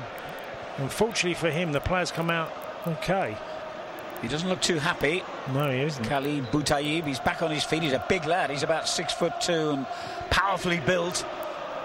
Born in France, actually. Plays had a spell with Strasbourg. You'll know all about the French league. Cass? Yeah. By the Alsace area of France. Strasbourg. I played in the local derby with Nancy. Say local because the Metz was the main derby, but Strasbourg was the next one. Anyway, he's back on the field. He's okay, and Spain have possession, and the man who committed the challenge, Piqué, may be a little bit fortunate there, the former Manchester United man, to not be shown at least a yellow card as Spain attack with Isco down their left flank. He's just outside the penalty area, plays it into the box. It wasn't the best ball, and goes behind for a goal kick to Morocco, who are known as a defensively solid and well-disciplined team. They were, in fact, the only team in these finals who didn't concede a single goal in qualifying. Yeah. And just the two over here, one was an own goal and the other one was a Ronaldo penalty. They've been slightly unfortunate in the opening 2 games, so it'd be interesting to see how they compete with Spain tonight. I think one thing that Spain can be guilty of is slightly overplaying. When they're in great positions, they'll play that extra pass. We give them the benefit of the doubt because they're so good at it. They'll overplay and they keep the ball and they do it brilliantly. But if one thing I've seen a little bit too often with Spain is that they'll take that final ball, an extra ball, to try and score a goal. 10 minutes gone on TalkSport 2. It's Spain 0, Morocco 0. It was a header, of course, by Ronaldo, not a penalty that condemned them to defeat in their second game. And under pressure here now as Carvajal plays a good ball to Silva inside the penalty box. His cross just beyond beyond Iniesta. Otherwise he would have been in a really good shooting position there, and they cleared upfield with the excellent Amrabat again, taking them from defence to attack, making 50 yards up the field. It was great attacking play. Diego Costa goes down the right channel, does brilliantly, sets the play up, and then a great ball by Albert. Silva crosses it on Iniesta, just can't quite get there. But again, I've got to say, on the break there, I'm looking at Amrabat, and he's bursting forward. He's really up for the game for Morocco tonight. He wants to fight for everything. He's been excellent in every game they have played so far. Played in the Premier League last season for Watford on loan from the Spanish club Leganés, one of several in the Moroccan squad who was actually born in the Netherlands. Anyway, Spain have possession, middle third of the field, and it's played out to the left-hand side again to Isco, or towards Isco, who has possession now. Now Iniesta takes over from him and picks out Gerard Piqué. Piqué rolls it down the right flank to Carvajal just outside the penalty area. He tries to pick out Silva, who was knocked over as he tried to get on the ball. I don't think there was any suggestion of it being a penalty, and certainly he didn't appeal. Goal kick. Yeah, more of a slight obstruction. David Silva was never quite getting there to keep the ball in play. But again, a bit of an eye of a needle type of pass. It has to be perfect sometimes, you feel, with Spain. Yes, if there is a fault in this excellent Spanish side, that would certainly be it. And that was very much the case in the game that I commentated on, in fact, when they played Iran, where they had something like 70-80% possession over the 90 minutes, but relied on a rather fluky goal off the shin of Diego Costa to get them the 3 points. They've just conceded a free kick, almost on the halfway line. I wonder how many times Amrabat and Ramos are going to clash tonight. That's about the third time in the opening, 12 minutes of the game? Yeah, that could be one for the referee to keep an eye on. 24 red cards Sergio Ramos has had in his career. 24. Not finished, not out. No, I think you're right. He's in possession now and plays it out to Jordi Alba of Barcelona, one of the many hugely experienced internationals in this Spanish squad. He's had over 60 caps. There's a couple of them there. Ramos over 150 caps, Piqué over 100, and of course they're used to winning at the very highest level. They have the ball on the halfway line. It's still 0-0 in Kaliningrad. And as far as we know, it is still 0-0 between Portugal and Iran. Now they've given the ball away. Here's Spain. A terrible mistake. That could be really costly. And it is. Khalid Boutaïb has given Morocco a shock lead in Kaliningrad. What an upset here. Terrible defensive play by Spain just inside their own half. They gave the ball away, but full marks to Khalid Boutaïb, who took it on. Didn't get phased by the interception or would-be interception of David De Gea and rolled it into the net. Spain 0, Morocco 1, 14 minutes gone. Shock scoreline. I'm shocked. I mean, we saw David De Gea make a mistake, rare one against Portugal, but Sergio Ramos, he gets caught. He ball watches, and as you say, Boutaïb gets away. He's on a one-on-one central, and he slips it down the side of David De Gea. But I've got to say, it's more to do with just a slight slip that Sergio Ramos made, and it's allowed Morocco to get away and score. And great finish. He actually goes through the legs of David De Gea. But a good finish. Kept his head. He's looking where David De Gea is, and he slips it past him. I've got to say, how many times you see, we talked about red cards for Sergio Ramos, but he's made this between him and Iniesta. Sergio Ramos just a slight slip, gets caught, and away Boutaïb went. Morocco get their first goal of these World Cup finals, and it will send shockwaves through, well, not just this group, but the whole of the World Cup. No one was expecting that. Morocco, remember, irrespective of the result here, cannot qualify for the round of 16, but Spain now find themselves in a very difficult position indeed. Yes, and what a shock, you know, seemingly such an experienced, you know, Iniesta and Ramos, they don't come more experienced than them two. Well, Spain have got to start making their passing more decisive now and creating opportunities, and the clumsy ball played back into the centre circle almost sent Ziyech free on the halfway line. Spain have possession in that controlled, calm manner that is so familiar. Iniesta has the ball midway inside the Moroccan half, leaves it to Isco, had a very good game in the last game. He finds Diego Costa hemmed in on the left touchline for Spain, but wins the throw off Amrabat. Well, one good thing for Spain is they've got 75 minutes plus injury time to get back into this game. Yep, time is on their side, the scoreline isn't.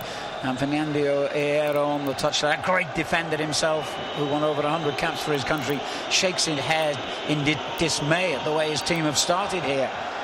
Morocco clear their lines again, up to Ziyech.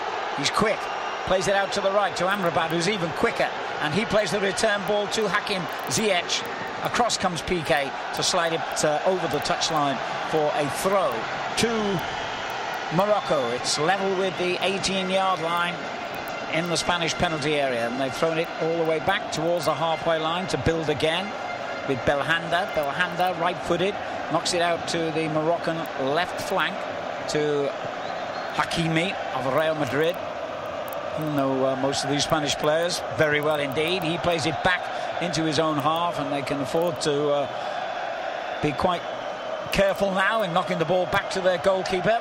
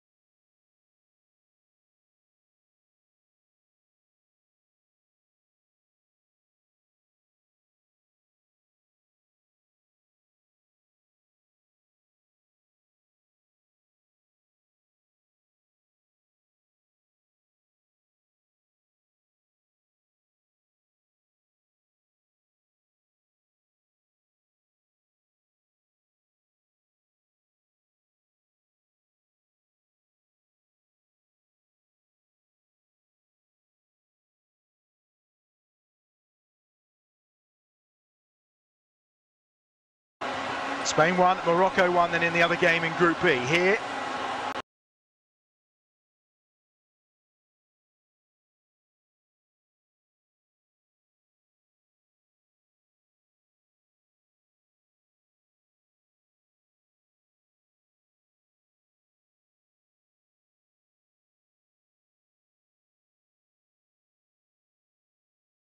but there is so much good movement. I never really felt that Morocco would be able to get through this whole game with not conceding with the way they passed the ball, and just the running off the ball as well for Spain is exceptional. Well, of course, Spain were disappointing in Brazil 4 years ago. They lost their opener then, 5-1 against the Netherlands, remember, then lost 2-0 against Chile. They did recover to beat the Aussies 3-0, but were eliminated at the group stage. We've got the first yellow card of the game here for El Amadi, the Aston Villa midfielder, for a foul on Busquets. Yeah, no arguments there. Karim El Mahdi applies his trade, like you said. He's played in England. Frustrating for the Moroccan coach. You know, he's seen his team get the lead and played, you know, really well in the first opening 20 minutes of the game. Now they have to defend this free kick, which is taken already. The ball is with Thiago in the middle of the field for Spain.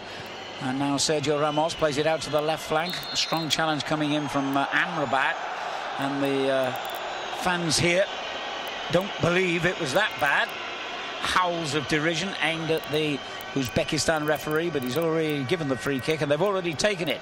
Piqué has the ball. Now Thiago, midway inside the Moroccan half, plays it to Sergio Ramos in the centre circle. On it goes, 10 yards to Iniesta. So much first touch passing by these excellent technique Spanish players as Piqué sweeps one out to the left-hand side to pick out Iniesta just outside the penalty area. He links well with Diego Costa, pulls a dangerous ball back into the middle, and they've had to knock that behind for a corner there, El Amadi. Iniesta's having a big impact on this game, isn't he, so far? He's looking really sharp. He might be one of the senior statesmen in this Spanish team, but he's certainly making things happen for them tonight. Spain's first corner of the game, 22 minutes gone. It's 1-1 in Kaliningrad against Morocco. Diego Costa and Ramos near the penalty spot. Ramos tries to get away from his marker. Piqué's there with a header, but it was weak and never really troubled Munir in the Moroccan goal. They try to break quickly on the counter-attack, but not the best ball. They've just about kept possession with Girard, the right back who was brought in that position against Portugal in the last game. He gets forward now into Spanish territory, plays it forward to Ziyech, and Girard still trying to make ground for Morocco, but now he's lost possession and Spain start again from the back. It's amazing me how lively this game is, because it looks like it's going to be defence against attack the whole match. But Iniesta's making ground here. He's already on the edge of the penalty area. Now it comes out to Diego Costa after his shot was blocked. Costa trod on the ball and then lost possession.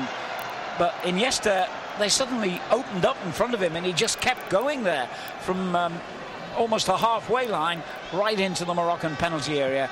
But his shot was easily blocked, and Morocco in their all-white strip began to build. And here we go. The ball is again with Morocco. A really threatening attack coming through, and Boutayeb, the man who scored the goal for them, very nearly got a second one there. And David De Gea, well, he's again a break, and amount of times that Morocco in the first 25 minutes of this game have got clear. That's the second time, a one-on-one. Boutayeb, he's managed to make a save out of David De Gea. He stood big, David De Gea, and fair play to him for that, but it could have easily been 2-1 there to Morocco. Don't forget, for all the reactions to today's World Cup matches, plus the best interviews from the biggest names across the TalkSport network today, don't miss TalkSport 2 tonight from 10. And plenty more live World Cup action for you right here on TalkSport 2 this week. Tomorrow, live commentaries from Group C and Group D as Australia take on Peru and Iceland face Croatia. Here is 1-1. 25 minutes on the clock on TalkSport 2, and it's Spain who went behind a shock goal after terrible defending on the halfway line. Khalid Boutayeb scoring to give Morocco the lead, but just a few minutes later Isco equalising for Spain, who have possession now. Midway inside the Moroccan half with Iniesta. Finds Busquets. Busquets has to knock it back to Jordi Alba, and now to Thiago inside the centre circle. Thiago in the centre forward position, plays it out to the right wing to Dani Carvajal. Back it goes to Thiago. Typical Spanish move this. Busquets, a lovely ball for Iniesta. Iniesta couldn't thread it through to Diego Costa, who was in a good position just inside Morocco's penalty area, and the Moroccans clear the ball up to the halfway line. But Boutaïb, having already scored, very nearly got a second a moment ago. Absolutely. It was a really golden opportunity.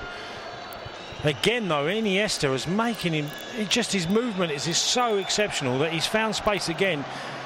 He's their real danger at the moment. And Spain looking good. Diego Costa completely fluffs his shot as Isco played the ball to him inside Morocco's penalty area. Just didn't get it right at all. His body position was all wrong. But they've kept possession, Spain. And the ball is on the halfway line with Thiago. As good as Diego Costa looks sometimes, he does look like a Sunday League player on other times, just on the odd occasion, like he did for that chance. Well, he's laid the ball off beautifully this time. And Isco coming in from the left flank.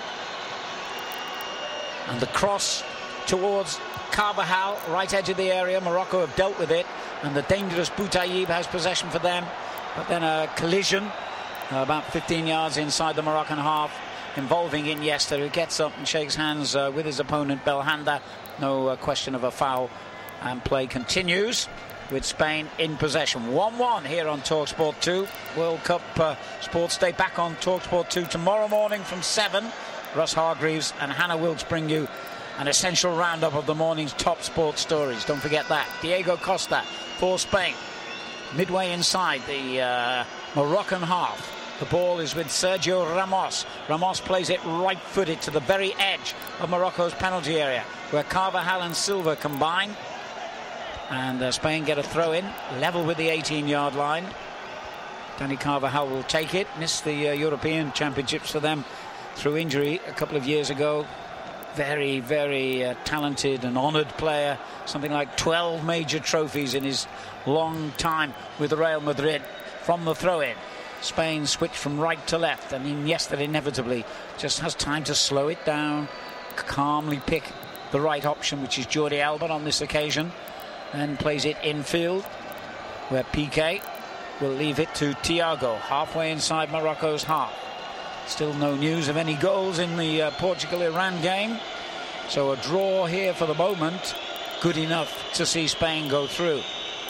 They have possession just outside Morocco's penalty area. For once, their intricate passing breaks down and Morocco clear their lines, but they've looked dangerous on the counter-attack.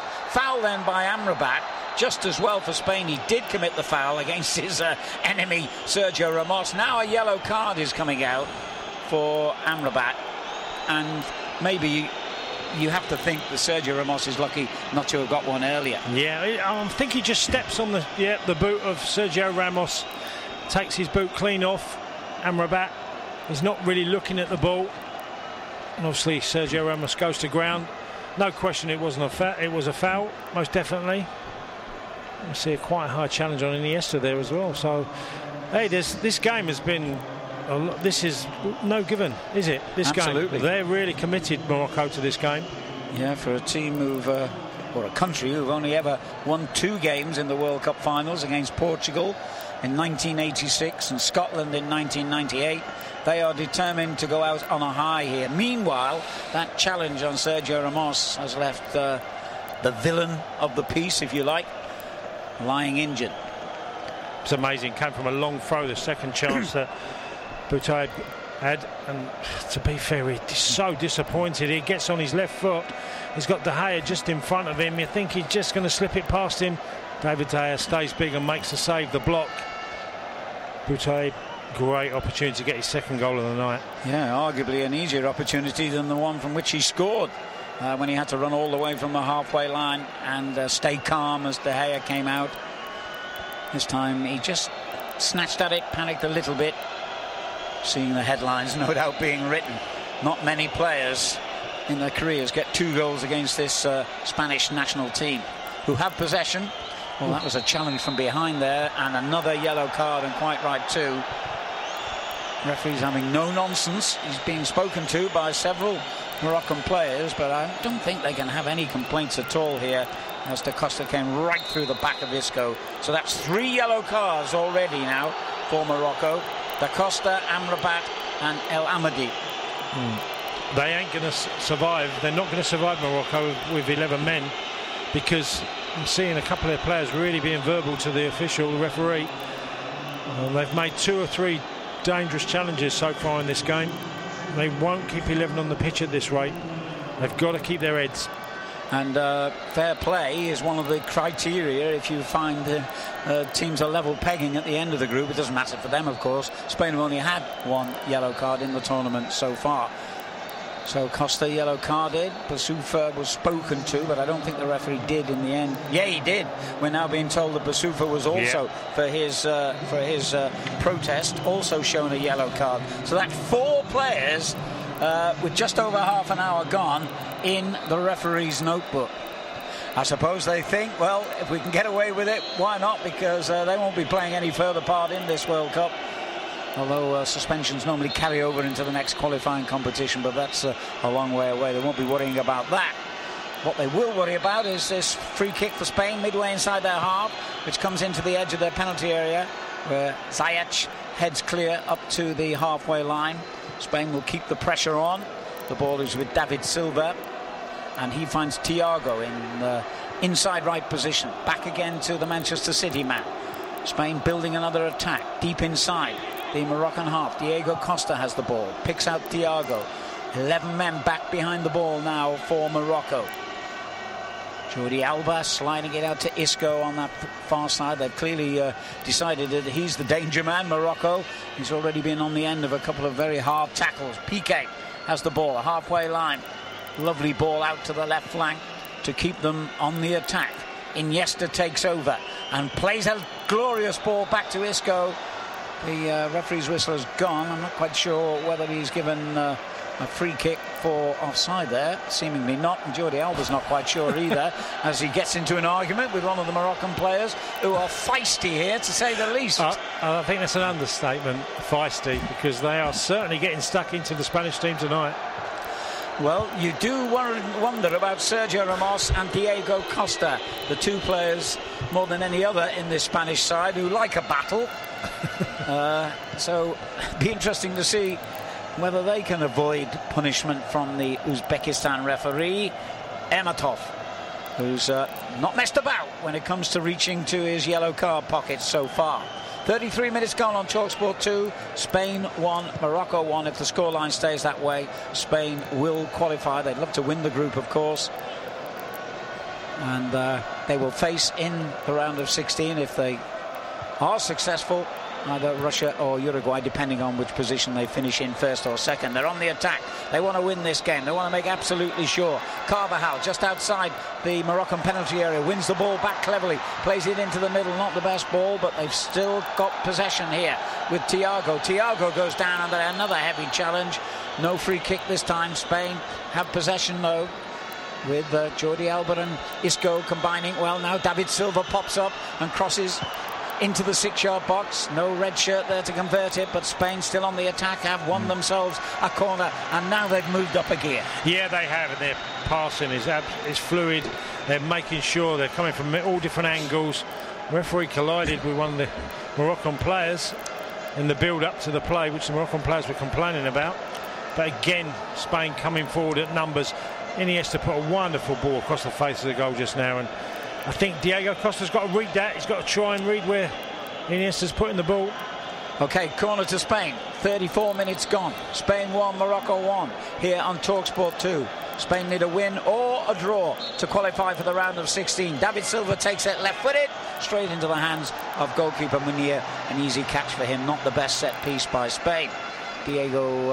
Fernando Hierro looking a lot more relieved now than he did when Morocco took a shock lead here through Boutaïb after terrible Spanish defending in their own half. The man who scored the equaliser, Isco, has possession, plays it out to Jordi Alba, just outside the Moroccan penalty area, back to Busquets, up towards the halfway line. And the usual Spanish movement off the ball, the usual accurate ball back into Iniesta. Lovely pass. He tried to pick out Diego Costa, didn't get it quite right, and then Spain commit a foul inside Morocco's penalty area. Free kick to the opposition. The movement of the Spanish team is something to be applauded. It is exceptional. I've just seen the ball again. Iniesta, at 34 years old, running beyond and into the 18-yard box. Fantastic. Squares the ball again. Okay, it doesn't come to anything. But about 5 times in this game, he's got behind the Moroccan team, bursting run through, squared the ball. No one's been on the end to convert. What a shame. Without Isco. Yeah, what a shame, without being disrespectful to the Chinese league, that's where his future is, because he's far too good for that level of football. Surely he could probably walk into most of the top European sides still, couldn't he? Yeah, he could, but maybe, I mean, I've just seen Jordi Alba there burst forward in the left-back position. But you're right, Alan, I look at Iniesta, maybe he just didn't want to play for any European team because of his... Maybe. Obviously. Yeah. He achieved everything at Barcelona, but he is an incredible footballer. His movement is a joy. It's a guide to a young lad who ever wanted to watch football and about movement. The corner comes in, and a free header there for Busquets. He should have done a lot better. He was right on the edge of the 6-yard box. He was unchallenged, and he managed to head over. Yeah, well, he's headed this ball here, Busquets. He's headed it like he was trying to clear the ball. He's got a free header. He's, 7 yards out? If he can get it down, he scores. He's headed it over the bar like a clearance. No surprise that you'll hear he scored just twice in over 100 appearances for the national team. Excellent defender, or defensive midfielder, but not so good in the opposition penalty area as we saw then. But the Spanish fans aren't too disappointed about that. They have seen their team recover very quickly from a shock goal against them, scored by Khalid Boutaïb for Morocco, with Isco equalising, and it's Spain 1, Morocco 1 as we move into the 38th minute in Kaliningrad in this crucial match in Group B. They've given the ball away here, Morocco. Diego Costa's beaten to it. Very good defending by the Wolves man, Roman Saiz, to get across and cover. The ball's gone out for a Spanish throw on the halfway line. Oh, it was nearly an inch perfect ball. Diego Costa would have been away. But like you said, Saiz from Morocco gave away the ball. Something you can't do, certainly in your own half against the Spanish. Spain build again on the halfway line with Thiago. Rolls it across the centre circle to Sergio Ramos. Now out to Isco on the left. Spanish goal scorer has something of a free roll here. Goes forward. Was he brought down? He was. Another foul conceded, this time by their goal scorer, Boutaïb. Yeah, Boutaïb has committed a number of fouls tonight. Again, I mean, it's on Isco. The referee's in a great position. He's given him the benefit of the doubt. No second yellow. He's running really on a fine line, isn't he? Wonderful little player, though, Isco, isn't he? He just pops up everywhere and always looks a threat. He's been an outstanding player, along with Iniesta, I think, in this first half. Spain 1, Morocco 1. If the scoreline stays that way, Spain will go through. Whether first or second depends on the outcome of the other game in Group B between Portugal and Iran, where, as far as we know, it is still goalless. Spain come forward again with Thiago midway inside Morocco's half, making ground, brought down. Yet another foul. They don't mind committing a foul if they think there's any threat on their goal. Younes Belhanda this time. This is a team with 4 yellow cards already. Yeah, just clips Thiago there. Belhanda. But again, great position. You know, Isco's on the ball. David Silva's there. So you're only going to get a good delivery. A threat of Costa. Ramos, Piqué. Can they get in front just before half-time here, Spain? The ball is about halfway inside Morocco's half. Free kick to the Spanish. The referee just pushing the defenders back the required distance. Just 2 men in the wall. David Silva's over the ball, so too is Isco. The central defenders, Piqué and Sergio Ramos, are both forward, right on the edge of the Moroccan penalty area. Silva leaves it to Isco, clips it in towards the far post, and Morocco get the ball away to Ziyech, deep inside his own half, but he's got the pace to get forward quickly and did well to gain possession for them there. It's gone out, in fact, for a throw-in to Morocco midway inside their own half. Still 1-1. Yeah, a great delivery in. And Busquets comes round by the far post. Just can't get a clear header. But well defended by Morocco. But it's still on a knife edge here for Spain. 5 minutes of the first half remaining. Defensively, they have looked far from certain. That was proved when they conceded the goal and nearly conceded a second to the same player, Boutaïb. They have possession, though. They're inside their own half and slowing it down to their own pace, which they do so well. Jordi Alba clips it across to the right-hand side to Gerard Piqué, now on the halfway line for Spain. And he will knock it forward, right-footed, to Diego Costa, challenged by two Moroccan players, and wins his team a throw-in halfway inside Morocco's half, which Carvajal, the right full-back, will take, looking for a bit of movement from his teammates, gets it back from the throw, goes down to the ground, and wins another throw, which Morocco felt should not have happened. They thought that it was going to be their throw. I don't think they're too pleased with this referee, the Moroccan fans. All players come to that. They don't feel they've had the benefit of the doubt on many decisions so far. Spain have possession on the halfway line with Gerard Piqué.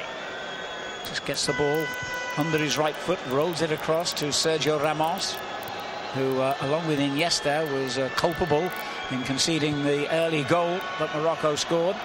Now it's not long to the edge of the Moroccan penalty area, headed back comfortably by Dirar to his goalkeeper. Manuel da Costa knocks it back again to goalkeeper Munir. They're deep inside their own half. They can't find a way out at the moment, and Munir's clearance was not the best. He was a bit lucky that it went to one of his own players, but now he's been dispossessed by Thiago, and Thiago tried to knock it in early there towards Diego Costa, but it was cleared upfield, and Belhanda will bring Morocco away into the final 3 minutes of the half. 1-1 in Kaliningrad. I've got to give them a lot of praise, Morocco. First half performance, they've really tried to match Spain, especially physically. It's tiring for them because they're chasing the Spanish all around the pitch. And at the moment it's Morocco on the attack with the right-footed left-back Hakimi. Good ball into the middle, and Ziyech with the shot. That wasn't a bad effort, just over the crossbar. Goal kick. No, you don't want Ziyech taking shots from distance, even 20 yards. He's well capable of sticking one in the top corner. It's just over the bar, and David Dea's got it comfortably covered. But that's the one danger for Spain, is Morocco in certain positions, they can cause you problems. Born in Holland, another one of those, Ziyech, and actually played for Ajax. Actually played for the Netherlands under-21 team before he devoted his international future to Morocco. Good on free kicks if they get one anywhere near the Spanish penalty area as well. A dead ball specialist for Ajax. What they have got is a throw-in halfway inside Spain's half as we tick towards the half-time whistle here. Not the best throw-in, they made a bit of a mess of it. And now the throw has gone to Spain. And they've had some noisy and very colourful fans here, Morocco, and despite the fact that they know the team will be going home, they've given them the full support here, and they've had the pleasure of seeing them score their first goal of the tournament after those 2 1-0 defeats against Iran. They were really unlucky in that game, an own goal in the final minute of stoppage time, and Ronaldo scoring to give Portugal victory against them. Well, at least they've made an impact here. They've played some good football, they've got a goal, and they gave a shock to Spain, that's for sure. Spain have possession inside their own half with Gerard Piqué. They're now in the final minute of the first half. There'll be a couple of minutes to be added for injuries, stoppages, and 4 yellow cards, which have all been issued to Moroccan players. Isco, the Spanish goal scorer, knocks it down the left flank for Spain, then gets it back from Jordi Alba. Just brings the ball back again now to his Spanish teammate, who thought he was going to get a corner there, but he's wrong. The referee's awarded a goal kick to Morocco. Yeah, Jordi Alba, so many times in this first half he's got down that left side, been like a winger. He's got braver as the game's gone on, but it does make a difference when Iniesta comes inside and Isco goes also inside with him. It allows freedom on that left side, which he tries to take advantage of every time. Don't forget, from 10 o'clock tomorrow morning, Football First with Ray Stubbs returns to TalkSport 2. He's alongside European football expert Kev Hatchard, and his guests include the former Manchester United and Australia national goalkeeper Mark Bosnich. Here we are now in 2 minutes of stoppage time in Kaliningrad. Spain 1, Morocco 1 on TalkSport 2, with the Moroccans attacking with Amrabat. Long ball played forward just outside the Spanish penalty area. It was Dirar, in fact, the overlapping right back, who was the furthest forward. He might look for Amrabat here from the throw. He does. At the moment, Portugal lead this group, and Spain in second place, but that's enough for them. Busquets has gone down injured. Free kick. Yeah, again, Amrabat, I'm not sure what a challenge that is, but considering that he's on a yellow card, he is so fortunate on Sergio Busquets. He's dived. I cannot believe the referee's not giving him a yellow card. That's the second yellow. He'd be off. Well, he's reckless. Contributed a lot to this tournament, but that, as you say, was reckless and very fortunate for the man who played for Watford last season in the Premier League, that he's not been shown a red. Spain had possession. What they don't have yet is the lead, and a poor ball by Sergio Ramos given away on the halfway line, enabling Morocco to mount what could be one of the final attacks of the half, but they've been dispossessed, and instead it's Spain who threaten with Diego Costa in the outside left position near the corner flag in the Moroccan half. Back to Iniesta. Iniesta skips round one challenge, skips round another, gets it back to Diego Costa, who got a foot to it but could only steer it well wide from inside the 6-yard box, almost on the goal line, in fact. What an opportunity. Diego Costa runs the left channel, then cuts inside, and Iniesta, for about the umpteenth time tonight, drives at the byline, pulls the ball across, gets a slight deflection. Diego Costa got the goal at his mercy, can't get full contact, and it just goes wide off the pitch for a goal kick, and he'll be dead. That is the golden opportunity for Diego Costa tonight. And psychologically, what a moment that would have been to take the lead. But instead, the half-time whistle sounds, and they are level in Kaliningrad. What a shock for Spain, though, early on. Awful defending just inside their own half gave Khaled Boutaïb the opportunity to make ground, which he did confidently and successfully. Drew goalkeeper David De Gea and slid the ball past him into the net to give Morocco that shock lead. It didn't last for long, though. Spain hitting back, a glorious 5-6 man move. The final touch going to Isco, who hammered it into the roof of the net, and at the interval it's Spain 1, Morocco 1. We will be back to speak to Tony Cascarino in just a moment, because they are still playing at the end of the Iran-Portugal first half, and there has been a very late goal in it. Down the right-hand side, lovely bit of play from Quaresma and Silva, outside of the right foot from Quaresma. Oh, what a goal that is from Ricardo Quaresma! The outside of that right foot, magically lifting the ball into the far corner and beyond Beyond Vand. It's a wonderful finish, delightful build-up play, and he gets his start today, Quaresma, and he repays the faith in Fernando Santos. It's a wonderful goal, and it's Iran 0, Portugal 1. Well, that came in the 45th minute. They have just completed the first 45 after injury time. So half-time, Portugal 1, Iran 0 at the half-time there. Let's get some half-time thoughts on our game with the Co-op. Half-time on TalkSport 2 with the Co-op. Snacks for the football and refreshments all round. Result. Football's better together at the Co-op. Spain 1, Morocco 1 at half-time. Tony Cascarino has been your summariser for that first half. Tony, let's start with the negative part of this, and that is the amount of fouls and yellow cards picked up in that first half. Morocco have 4 of them. However, I would make the point, I believe the referee has actually made the problem worse in the first half, because the worst foul in that first period was Piqué early on, which could have easily been red, never mind yellow, and I think that is what's got the Moroccan players, giving them the raging hump. Yeah, Mackery, the lunge, like you said, it was 2-footed, it was off the ground, it was dangerous. It could have quite easily been given a red card, Gerard Piqué. You're absolutely spot on. I would argue as well that one or two of the Moroccan players are slightly fortunate. Amrabat certainly could have got a second yellow in the latter stage of the first half, Macca. Look, Morocco have come here and they want to compete. They're going to fight for everything, their national pride. You know, it's been a difficult tournament for them. They are not going to give an inch in this game, and they see it as a night where they want to try and upset the Spanish. It's been a feisty game, Macca, hasn't it? Not half. Now then, Khalid Boutaib with the goal on 14 and arguably should have had a second as well. Yeah, for his goal, obviously the two most experienced players on the pitch, Iniesta and Ramos. Ramos slips and Iniesta thinks it's a bit of a ball in between two players. Boutaib gets away and finishes it brilliantly, puts it through the legs of David De Gea as he, comes out to close him down. But you're right, Macca, probably slightly easier chance was his second one. Well, he got in from a long throw, got in on the left side, run straight at David De Gea, was at a slightly more acute angle, but David De Gea stayed big and made the save. But you're right, Macca, could have easily been 2-1. But I do think the Spanish, as the games wore on in the first half, have got better and better. And Iniesta, Macca, the amount of times he's made runs in behind and got there, he might be in his sort of mid-30s, but he can still be a massive player for Spain in this tournament. Absolutely. That goal, when they conceded it, they got it back level within 5 minutes, thanks to Isco, and it could have been quite a few more than that. Some of the intricate play around the edge of the box, when they can actually stay on their feet, the Spanish, when they're not being fouled, it's a joy to watch. Oh, absolutely. And between David Silva, Isco and Iniesta, that's what makes the Spanish team tick. They create a movement. Their movement's exceptional. They always take the ball the opposite way to what you think they're going to go.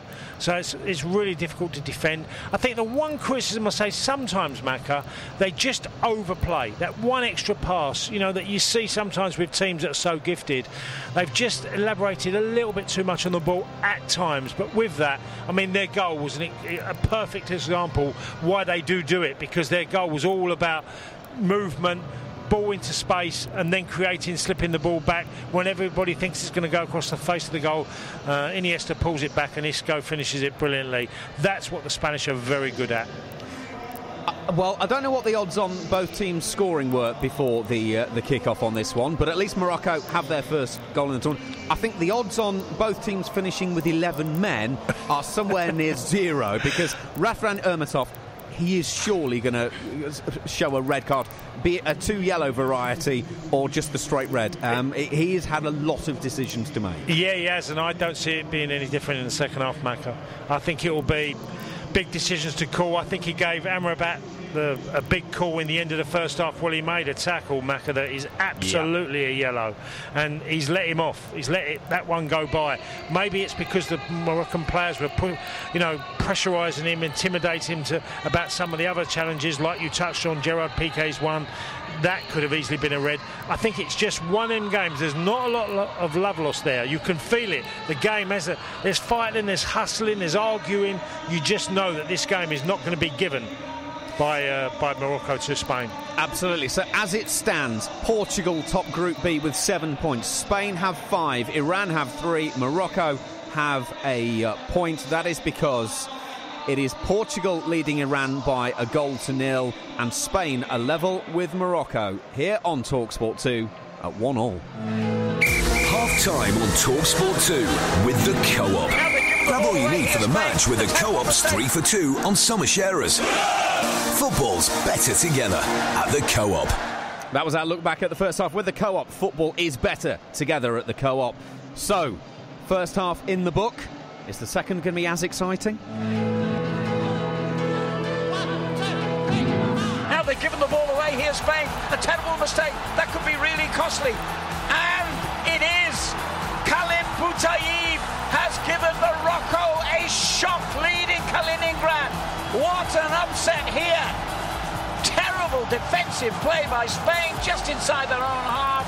They gave the ball away, but full marks to Khalid Boutaib, who took it on, didn't get fazed by the interception or would-be interception of David De Gea, and rolled it into the net.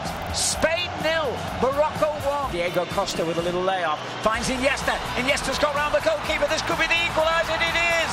Isco has brought Spain level within 3 or 4 minutes of going behind. They have shown why they're one of the world's great teams. They didn't panic. It was a wonderful passing move and an excellent finish by Isco. 1-1. If you ever want to get an example of a great Spanish goal, this is exactly what they're about. Passing and moving. A brilliant move that Isco finally buries it. The half-time whistle sounds and they are level in Kaliningrad.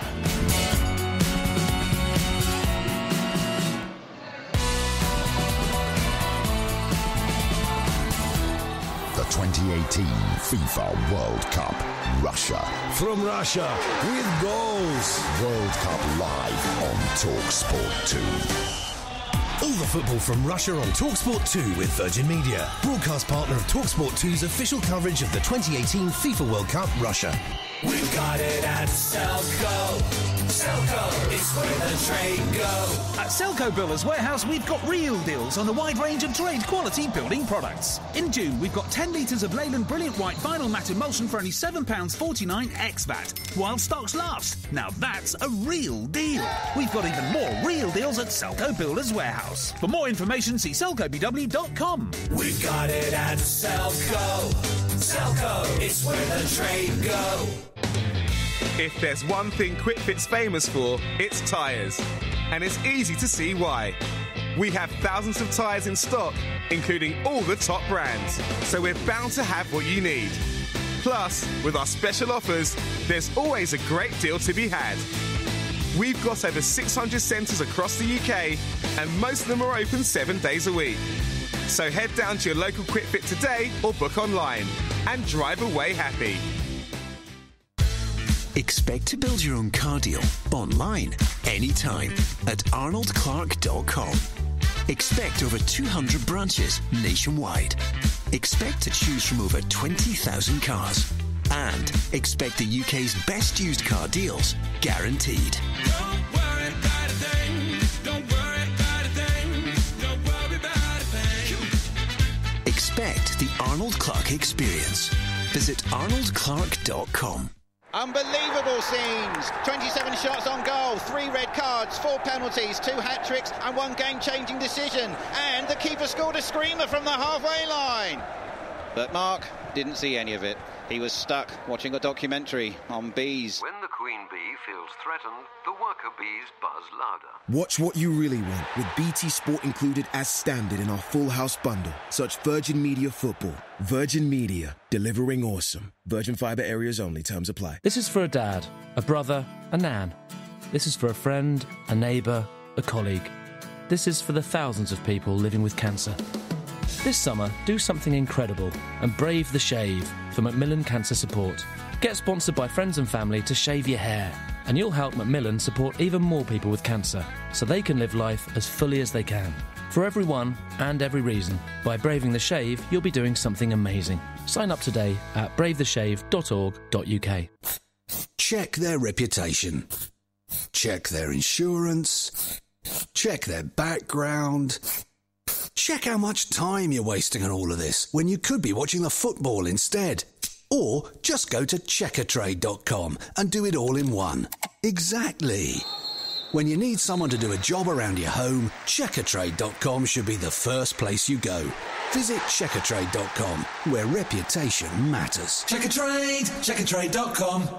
Full commentary of all tomorrow's games. TalkSport and TalkSport 2 are going twos up. Hear full commentary of both final Group C games at the same time. Denmark versus France on TalkSport. Australia versus Peru on TalkSport 2. That's a treat, that one, isn't it? Kick-off 3 p.m. Full commentary of all tomorrow's games for World Cup on TalkSport. Football, which will grab you by the Urals. Everything for the football, everything for the victory. World Cup live on TalkSport 2.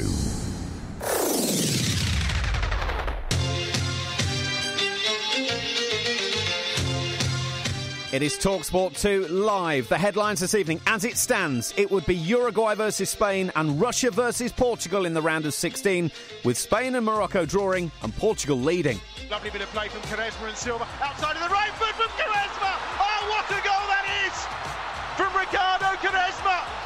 The outside of that right foot, magically lifting the ball into the far corner and beyond Van. It's a wonderful finish, delightful build-up play, and he gets his start today, Quaresma, and he repays the faith in Fernando Santos. It's a wonderful goal, and it's Iran 0, Portugal 1. Elsewhere this evening, reports are claiming that West Ham's Manuel Lanzini will miss the whole of next season with his injury, and Andy Murray has beaten Stan Wawrinka 6-1, 6-3 in Eastbourne. Murray will now play Kyle Edmund next.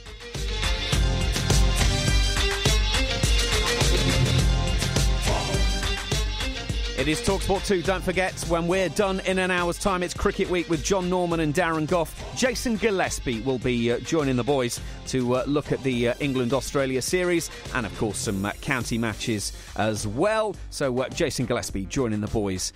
They're here from 9 o'clock this evening here on TalkSport 2 before TalkSport 2 tonight takes you through the night until World Cup Sports Day in the morning here from 7 o'clock, and that includes the game in the morning. So all of that, and then Ray Stubbs will start the build-up to everything else. We'll do it all again tomorrow. Australia-Peru is here in the afternoon. Iceland-Croatia is the evening game here on TalkSport 2.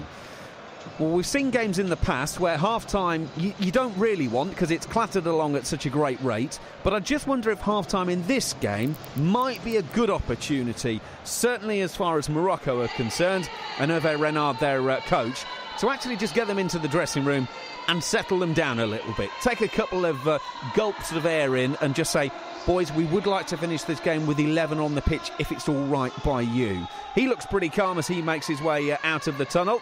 And indeed, here come the players.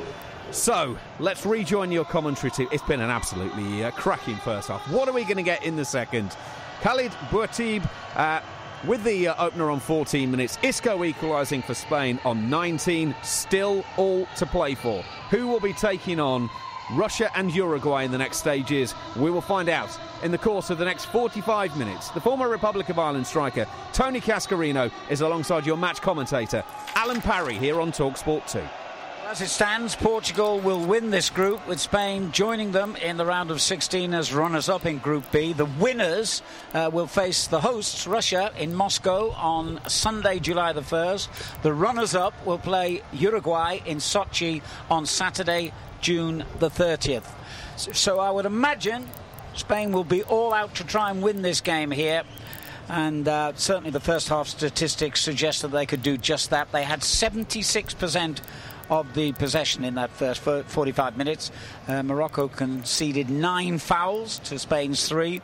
And, of course, received 4 yellow cards. Let's remind you, Da Costa, the central defender, El Amadi and Boussoufa, the 2 defensive midfielders, and the, well, I suppose you'd call him a right winger the way he's played in this game. Amrabat got the other one. So there's 4 players that have got to tread very carefully in this second half. Portugal, as things stand, on 7 points with a +2 goal difference. Spain on 5 points with a +1.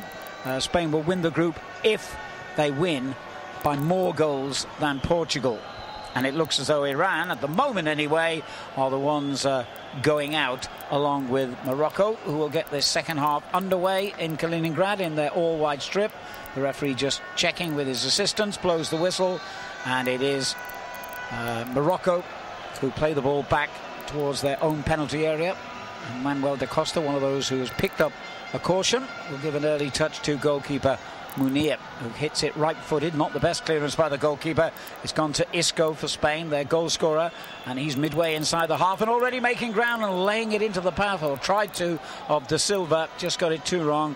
Just got it wrong, a little bit too much on it, and it's gone out for a goal kick.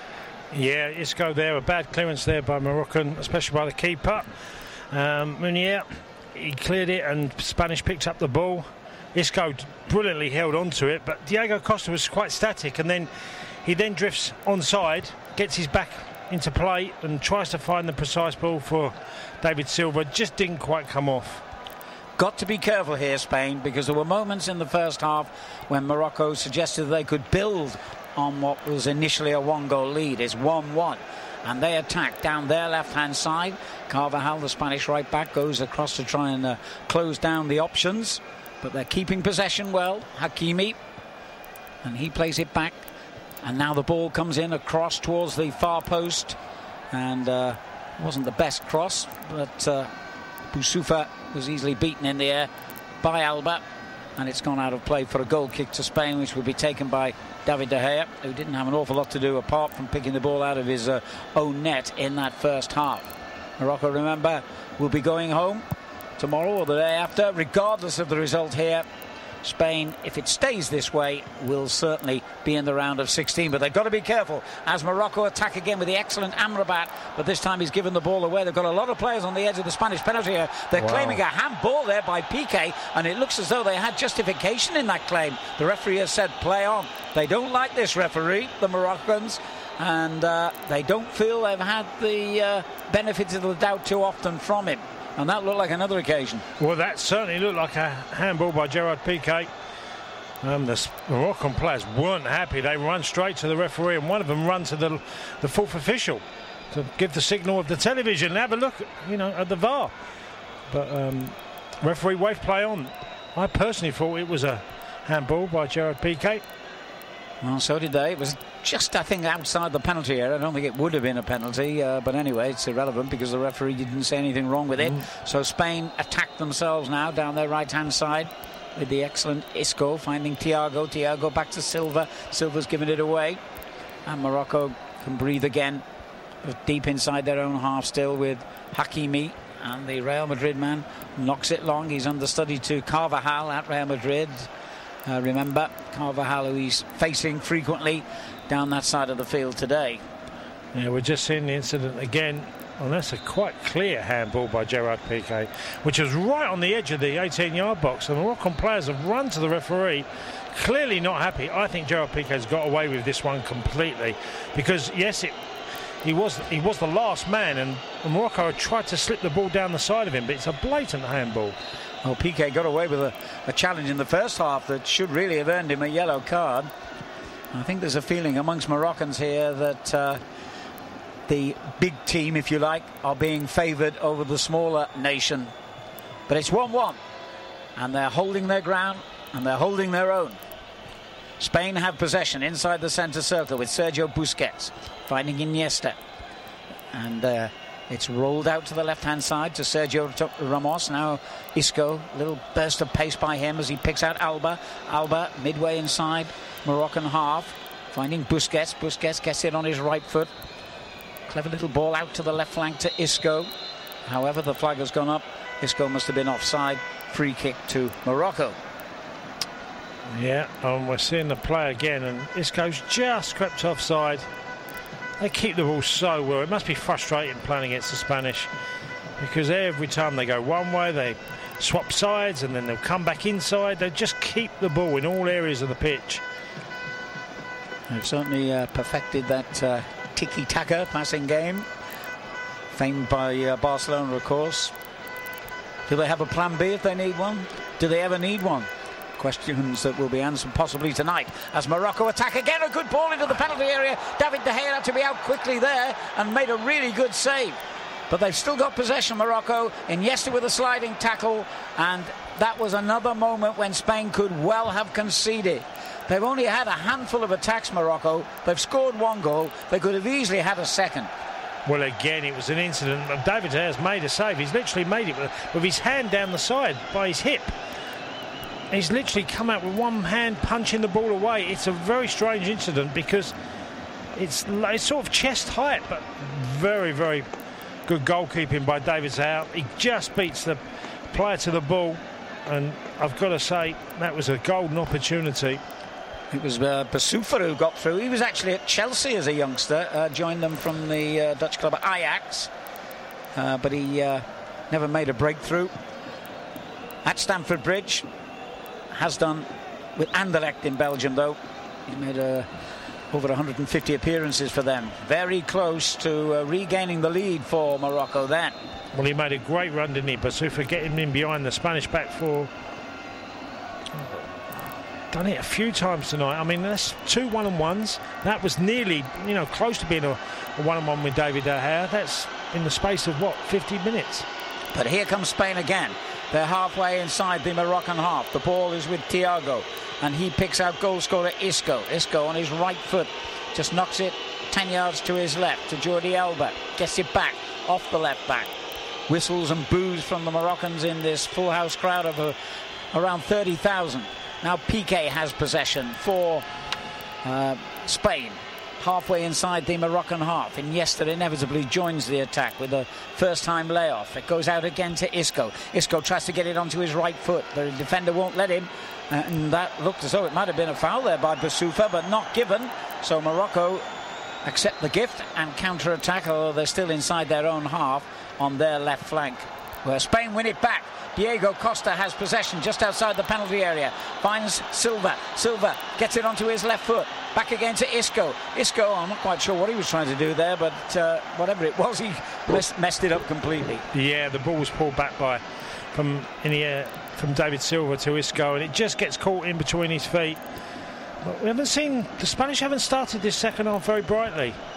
Morocco certainly are again at the races. They're challenging for everything and fighting for every ball. But they're on the defensive again. Iniesta runs into trouble against El Amadi. And Morocco play the ball back to goalkeeper Munir on the edge of his own 6-yard box. Right-footed clearance up to the halfway line. Looked like suspiciously like a foul by Sergio Ramos. Again, the referee from Uzbekistan, remember, Ravsham Ermatov, just waves play on. And Spain start another attack with Thiago. Switches the play from the centre out to the Spanish right. Silva gets involved. Thiago's there again on the halfway line for Spain. Now finds Busquets in the centre circle. Busquets right-footed out to the left flank to Isco. Isco tries to check inside, gets a good-looking cross in. Easily cleared, but it comes out to Sergio Ramos. Not enough room for him to get the ball through to a teammate, but they've kept possession here with Busquets and now with Piqué. Spain 1, Morocco 1 here on TalkSport 2. 54 minutes played. Portugal leading around in the other game. Here comes Spain. Edge of the Moroccan penalty area. The ball crossed into the middle and deflected behind for a Spanish corner. If those two scorelines stay as they are now, Portugal will win the group and Spain will join them in the round of 16 as runners-up in Group B. Again, good play by Jordi Alba down the right side. Got the ball in and won a corner. Spain in no great hurry, it seems, to take it. Just waiting for their defenders, Sergio Ramos and Piqué, to take up positions. Piqué's right inside the 6-yard box. Ramos near the penalty spot. Diego Costa hanging around with intent as well as the corner comes in. And a good safe catch again by Munir El Khajoui, who bowls it forward to El Amadi to try and get them on the counter-attack, and they've done that. They've got about 5 or 6 men forward, in fact, in this attack. Amrabat is one of them, edge of the Spanish penalty area, clips the ball over, and it wasn't the best cross in the end, and Spain get it clear. But yet again, vulnerability at the back for Spain, who are still on the defensive here. Amrabat's there again, clips it. Oh, the deflection, and the ball hits the underside of the crossbar and stays out. The goal decision system not needed. It quite clearly bounced the wrong side of the line as far as Morocco were concerned. It took a very heavy deflection. The cross comes short, but Spain there were millimetres away from going behind again, Tony. Well, it was a great strike by Amrabat. And I've got to say, it looked in all the way. David De Gea was literally stranded. He watched the ball hit the crossbar. What a strike. It looked like it was ghosted into that top corner. Again, I've got to say, one thing that stood out for me in this game is how poor Spain have been defensively. Yeah. They've been at really 6s and 7s, and I'm looking at Morocco. They could have had 3 or 4 tonight. Well, Spain have possession halfway inside the Moroccan half. The board is with left-back Jordi Alba. Back to Isco. Isco finds Iniesta. Iniesta spreads the play out to the right-hand side of the field to Gerard Piqué. And Piqué hits it high and wide and over. I gather Portugal may be getting awarded a penalty in their match against Iran, although the decision has gone to VAR. Fernando Santos is crouching. Ronaldo runs up, strikes the penalty, and it's saved. A terrific stop to his left-hand side by Bayram Band, who may have just kept Iran's hopes of staying in this World Cup alive. Well, a missed penalty by Cristiano Ronaldo. There's one for a collector's item. Yeah. Well, he started so brilliantly with his hat-trick, didn't he? Added a 4th. Well, he'd have loved to get alongside Harry Kane at the top of the goal-scoring charts, wouldn't he, Alan? He certainly would. There's going to be a few contenders for that Golden Boot award by the looks of it. Do you think Ronaldo will take the next one if they get a penalty?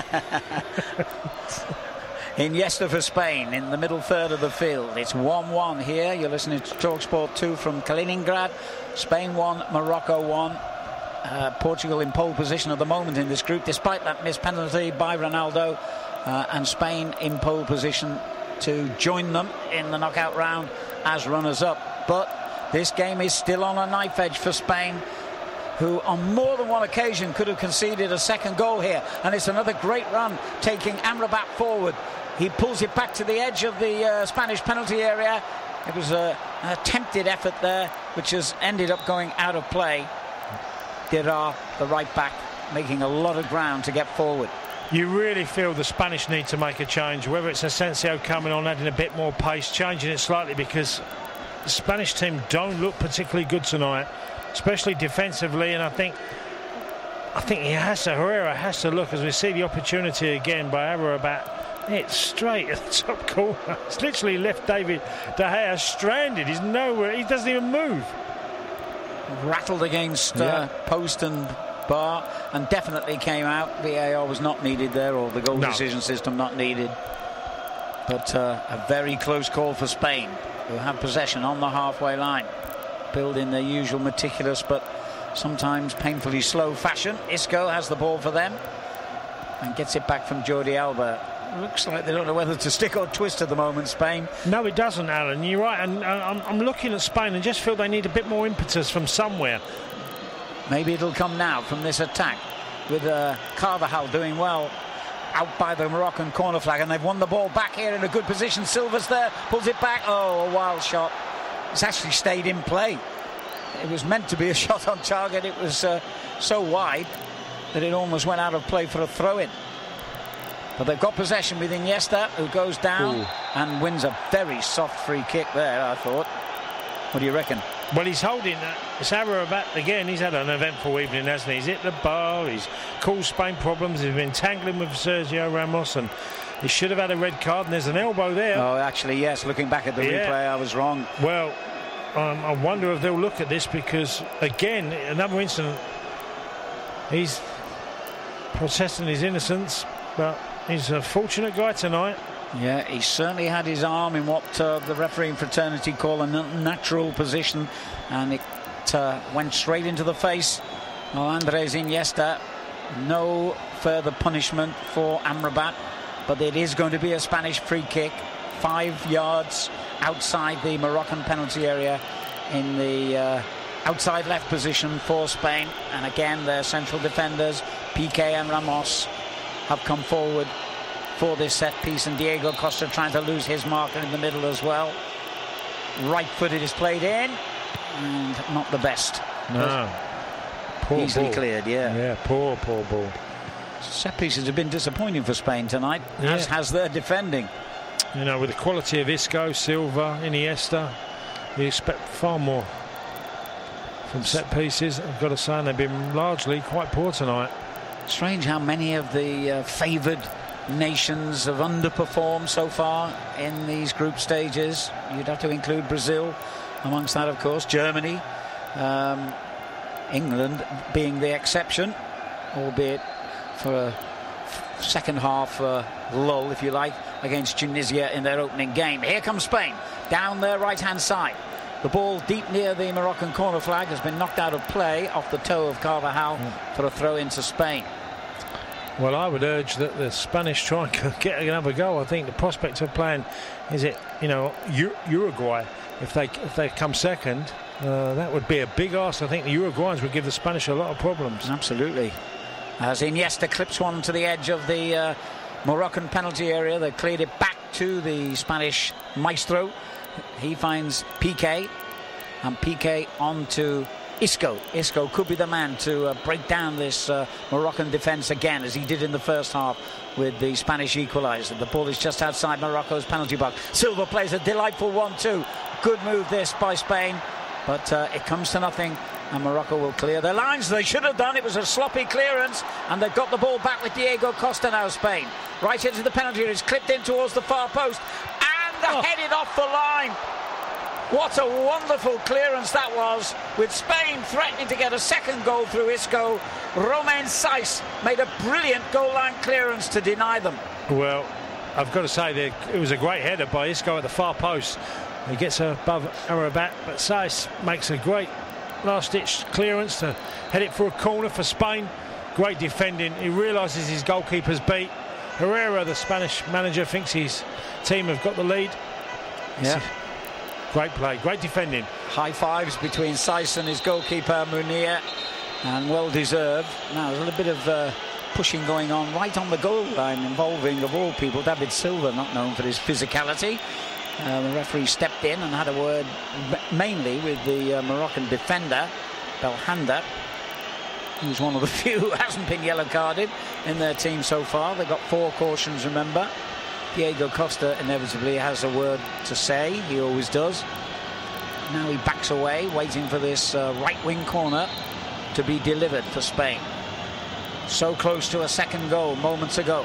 Let's see what the corner brings. Up goes Piqué, and the header just wide. Oh, that's a great chance. As Isco whips in the corner with his right foot, Gerard Piqué has got a free header. The goal at his mercy. And he just gets a glance more than a perfect forehead header, and it just goes wide of the post. That was a golden chance. Piqué, 6'3", centre half, free header, 6 yards out. Expect him to at least make the keeper make a save. Yeah, when you think Busquets had a couple of chances as well, didn't he, in the first half? They've taken off Belhanda now, Morocco, and coming on in his place is Fajr, who was a late substitute in the last game against Portugal, plays for a Spanish club, Getafe, in midfield, so he'll know all about his opponents and they will know all about him. Goal kick to Morocco. Spain 1, Morocco 1, 64th minute of the game here. Portugal leading 1-0 against Iran in the other game in Group B, though they have missed a penalty. Cristiano Ronaldo, of all people, failing to increase their lead, but at the moment Portugal are going to win the group and Spain are going to go through with them in second place at the moment. Points, goal difference, goals scored, results of head-to-head, they're just the first 4 criteria. But it looks as though they might not be needed at the moment. I keep stressing that. Spain in possession here. Sergio Ramos, midway inside the Moroccan half. Leaves it to left-back Jordi Alba. The Barcelona man switches the play again. Out to the right-hand side. Now Piqué, who had that golden opportunity moments ago. Plays it to Thiago. Thiago out to the right flank to Carvajal. Now Silva. Good possession this by Spain, but it's not getting them anywhere. They're being forced across the field. Now Isco. He normally makes things happen.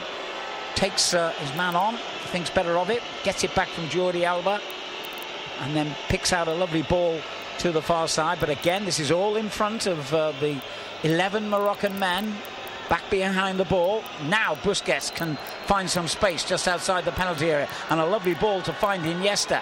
Iniesta to Isco. Isco gets it on his right foot and then gives it away. In steps Sergio Ramos to win it back and stop a Moroccan counter-attack. They have a throw level with their own 18-yard line. Well, there was lots of possession there by the Spanish in halfway inside the Moroccan half.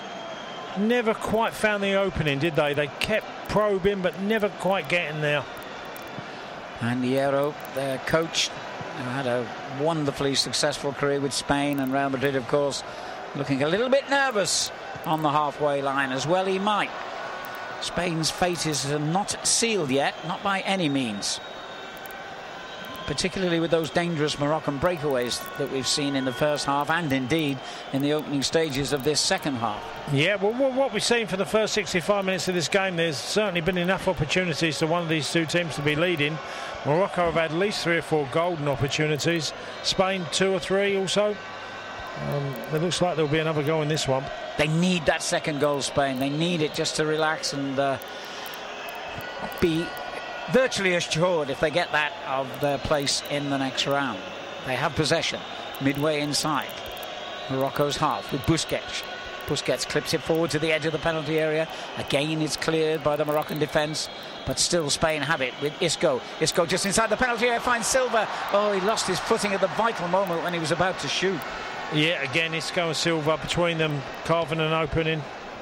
Great footwork. They're so neat and tidy around the box, and as it gets whipped in and touches are just spot on. The final one with David Silva just couldn't get full contact on the ball as he was going to ground. It's all one-touch stuff. It's beautiful to watch. Not always as effective as Spain would like it to be. They've made 531 passes, we've just been told, in this game. Morocco made 153, so, less than half the number. But, all that matters is that scoreline, and it still reads Spain 1, Morocco 1. And Morocco it is on the attack with Amrabat, but he and Sergio Ramos clash again. Nothing nasty this time. The ball goes out of play for a goal kick to Spain. And the Moroccan coach, Renard, looking as though he might have resigned himself to their fate. Well, their fate is known anyway, was before the kick-off. They're going out. He's had 2 years in charge, the third African nation that he's coached, and he's done a good job with all of them. Well, they look at this tournament, won't they? A little bit. It's been quite hard on them, hasn't it? Been an own goal. They lost to Iran and just lost out against a really tight affair against Portugal, and they've matched Spain tonight. So, they look at their 3 games. They've not been whipping boys. No. They've given everybody a game. They've committed yet another foul here, giving Spain a free kick halfway inside the Moroccan half, where they start to build another attack down the Spanish left with Alba. And now into the centre circle to Isco. You never know where he's going to pop up.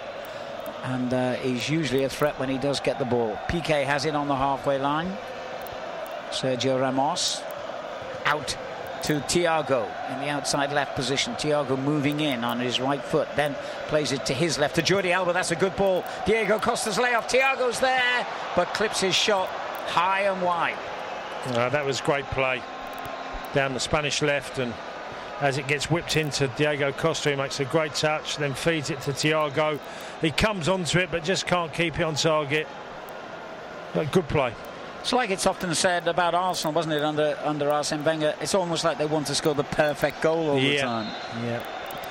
Well, they want to play all the time. Whatever position they're on the pitch, they're going to get down the ball and try and find one of their colleagues. Like you say, sometimes it's just slightly overplaying. Okay, the ball has gone out of play for a throw-in to Morocco on their right-hand side. They've had 12 shots, Spain, to Morocco's 4. But only one of them's gone in the net, and only 1 out of the 4 for Morocco was successful as well. So it's still a draw here. And the linesman has flagged, I think, for an offside. Free kick to Spain deep inside their own half. With Portugal still leading against Iran, the position is that Portugal would go through if the scores remain as they are now as the winners of Group B, and Spain would go through in second place. And Spain attack with Isco. They'd love to go through as winners, of course, and Isco knocks it wide. They don't want to be playing Uruguay, but first they've got to seal their passport into the round of 16 anyway. They need that second goal, I think. Sergio Ramos has the ball halfway inside the Moroccan half, plays it out to the left to Jordi Alba. Alba back to Iniesta. Iniesta, who normally gets substituted round about this point in the game. 70 minutes on the clock, 20 minutes to go. Diego Costa has possession for Spain, but he's hustled out of it, and good play by El Amadi. The goalkeeper's clearance, not for the first time, is not the best for Morocco, and goes all the way through to his opposite number, David De Gea, who's been beaten once in the second half, but saved by the woodwork. Forward now to Isco. Isco skips around the first challenge, and that's a good ball into the penalty area. Iniesta pulls it back. Just not right ball, really, and it enabled Hakimi to come in and clear. It looks slightly like Morocco's legs are getting tired. You know, they've done a lot of chasing tonight. They've slightly lost that edge, and they're hanging on just a little bit, a tad, against the Spanish at the moment. A lot of hard work has been put in by them tonight. We're seeing again the near miss by Amrabat. I thought it had come off the defender first of all, but it didn't. It just passed Sergio Ramos, didn't it? So that was a clean shot. Well, it certainly moved in the air. Yeah. That's for sure, and it was a great strike. And it looks like David De Gea is absolutely stuck to the ground. He's not moving. He's not getting there. And it just hits the crossbar. Well, Boutayeb, the Moroccan goal scorer, has just been replaced by Youssef En Neziri, who's played for Malaga for the last couple of years. Another striker who was a late addition to the squad. So El Neziri in place of Boutayeb, and Spain go forward with Silva just outside the Moroccan penalty area. Plays it to his right to Carvajal, the right back, now finding Thiago. Little back heel by him. Picks out Busquets. Sergio Ramos finds Isco just outside Morocco's penalty area. Always positive when he's in possession, Isco. Good ball into the middle, just beyond Diego Costa. Morocco clear their lines, and Ziyech can't keep possession for them for long. Well, if they had the lion's share of possession in the first half, it's even more in this second half. As Spain attack again, the ball is with Isco. Isco down the right-hand side. Jordi Alba slipped but managed to keep possession. And now Iniesta, it's just one pass after another. Sergio Ramos drives it out to the right. It's gone out for a goal kick. Don't forget, for all the reaction to today's World Cup matches and the best interviews from the biggest names across the TalkSport network today, don't miss TalkSport 2 tonight from 10 o'clock. And plenty more live World Cup action for you on TalkSport 2 this week. Tomorrow we have live commentaries from Group C and Group D. Australia take on Peru and Iceland face Croatia. There's going to be a double change here made by Hierro, the Spanish coach. Just waiting to make those changes because it's a goal kick at the moment for Morocco. Certainly is. Asensio is coming on. I think it's Vasquez. Meanwhile, the ball is in midfield with the Moroccans, but they've lost possession. Isco's brought down on the halfway, and that'll be a free kick to Spain, and that might give them the opportunity now to make those changes. The referee's just indicating that they're ready. Yep. Iago Aspas, who was a late substitute against Portugal, replaces Diego Costa, experienced striker who had a spell, not a very successful one, at Liverpool in the Premier League.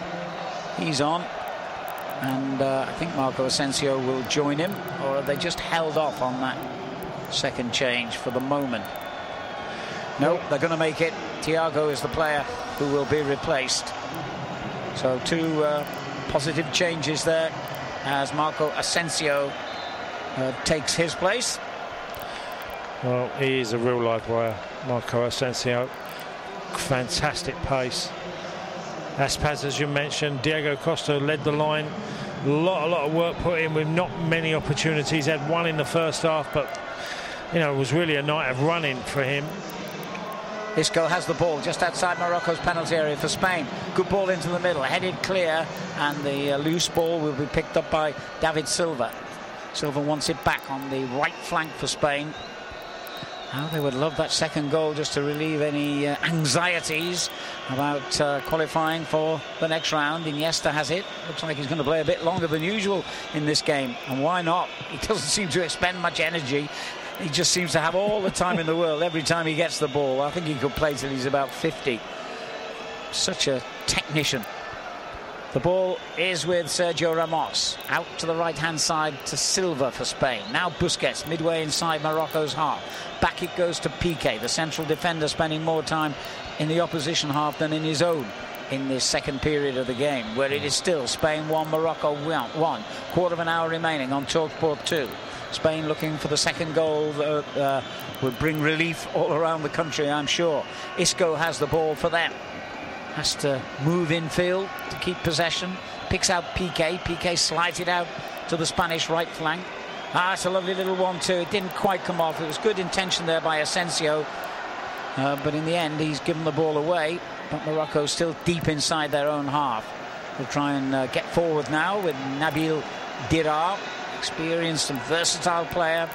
Right back today. He can also play as a right winger. Made over 100 appearances in the French league for Monaco. He knocks it forward. Spain get it clear. But the ball is back with Morocco, who have won a free kick for a foul on Amrabat, who wanted to take the free kick quickly and was prevented from doing so by Spain. The referee just having a word there about that delaying tactic, as Amrabat was sandwiched by two Spanish players. Yeah, good free kick in a good position. It's a bit of respite for them, isn't it? They've been literally chasing Spain all over the pitch in this last 15-20 minutes. Well, another Moroccan goal now would really put the cat among the pigeons, wouldn't it? Spain would probably be all right as things stand, but they don't want to go through that agony and heartache. The free kick is taken and cleared up to the halfway line, and Morocco will keep possession down their left flank. Spain, for once, have 10 men back behind the ball.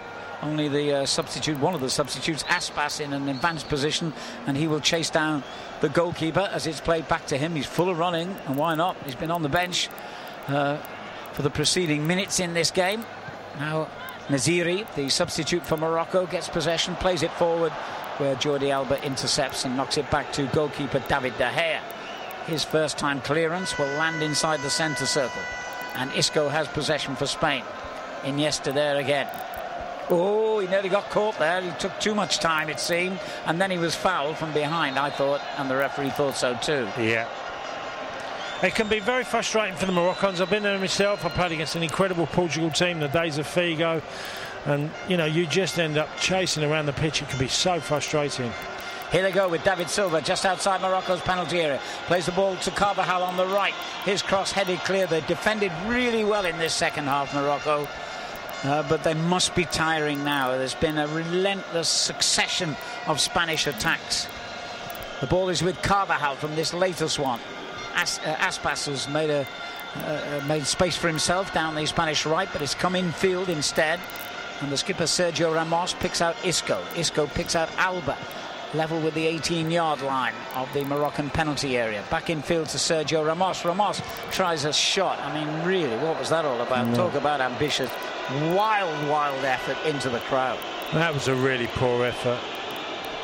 Okay, you were passing and moving the ball. It got to a time when they had the ball for about 2 minutes, Spain, and then suddenly Ramos sees the whites of the post and shoots from a ridiculous distance and goes sky high. And someone's happy. Yeah, one young man in the crowd has decided he's going to keep that ball as a souvenir. I saved a shot from Sergio Ramos. He'll be telling his grandchildren in many years' time. Another ball on the field, another ball played to the edge of the Spanish penalty area, and Naziri, the substitute, couldn't take it in his stride and then made a strong challenge on Sergio Ramos. Obviously doesn't know about his reputation.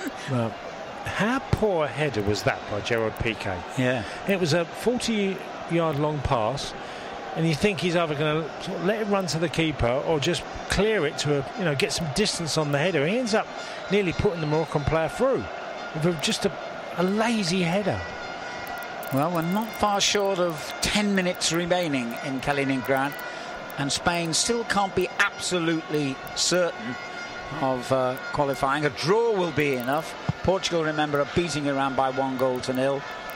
Yeah, unless there's a change there. 2 goals by, obviously, Iran. Yeah, it's looking good for Spain, but they really need the comfort of that second goal. Yeah, they do. Yeah, I'm absolutely spot on. And this team hasn't been very convincing tonight, the Spanish. This is the poorest I've seen them play. I think Iran done a job on them, and they made it difficult, but they won the game. Tonight, they could have easily lost this match. Yes, they've had huge amounts of possession of the ball, lots more passing, but chances, and good chances, I feel the better ones have fell to Morocco. Yeah, I'll make you right. And here's another one on the way. As Dybala, the right back. Well, there's a big shout for a handball there. A big shout for a handball. Piqué looks on at the referee. The cross came in from Dirar. Was this a handball by Piqué? He certainly moved his arm towards the ball. There were loud appeals by Moroccan fans and players alike. I don't know if the referee is going to need VAR here. Looks like he's not going to. It's gone out of play for a corner. And of course, once the ball's back in play, he can't use VAR. He's clearly not going to anyway. Another big decision goes against Morocco here. One of several tonight. The corner comes in. Oh, it's a great header. Oh, what a wonderful goal by the young substitute. The man playing his first game of the World Cup finals, Youssef En-Nesyri, has scored a superb header to give Morocco the lead with only 10 minutes gone. A worrying time for the former world champion Spain. Well, I touched on it a few times at how poor they are defensively, Spain, tonight. And Masiri's header, what a wonderful jump, leap, top corner. It's the perfect header. He's come on as a substitute.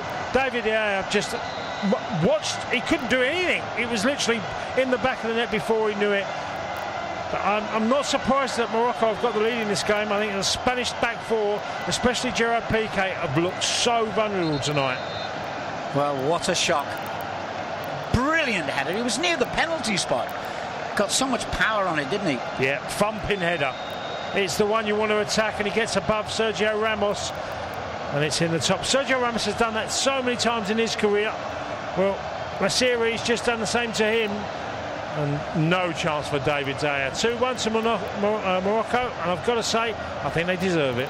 And the man from Malaga, how ironic is that, has sent the whole of Spain into a worrying 10 minutes or so here. Celebrations, and quite deservedly so, amongst these wonderful Moroccan fans. They're going home, but they could have caused one of the big shock, upset results of the tournament here. They could yet. They clear their lines from the latest Spanish attack. Now, Portugal are winning, of course, so that fact alone means that Spain should still be off the hook here. But, you know, there's 10 minutes to go in both these games. Anything can happen, plus stoppage time. And Morocco, you have to say, for all the fact that they haven't seen much of the ball tonight, they deserve to be in the lead. You said it, they've had the best chances. Yeah, they have, and they've punished Spain. I mean, it was a fantastic header. You know, I applied my trade, and I love scoring headers and jumping at far posts and going over and across defenders.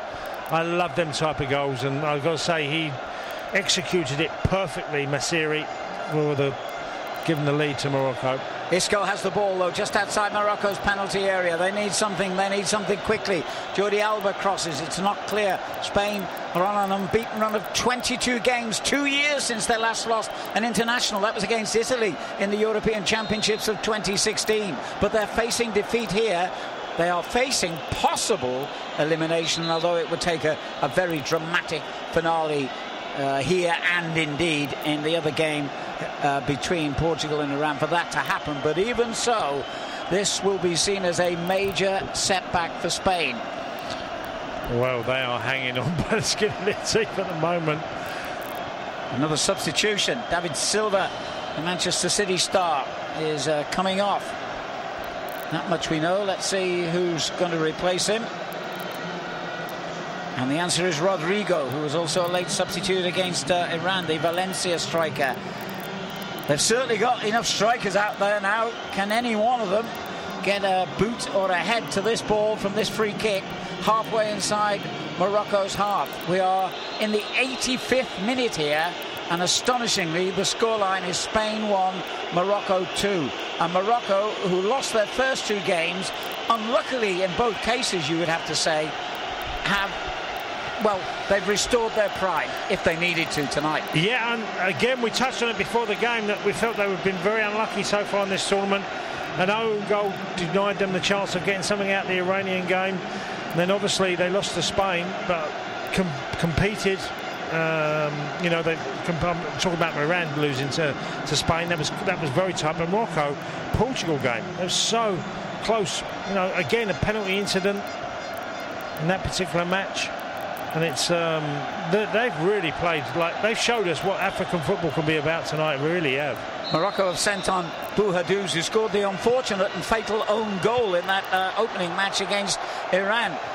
That'll make him feel better. He'd come on as a sub that day as well and headed the ball into his own net to set Morocco off on the worst possible start. But if they started badly and didn't do that well in the middle, it looks as though they're going to finish on a very high note here.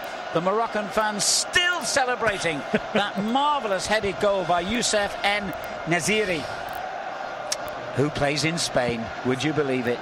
Yeah. You better not go back too soon.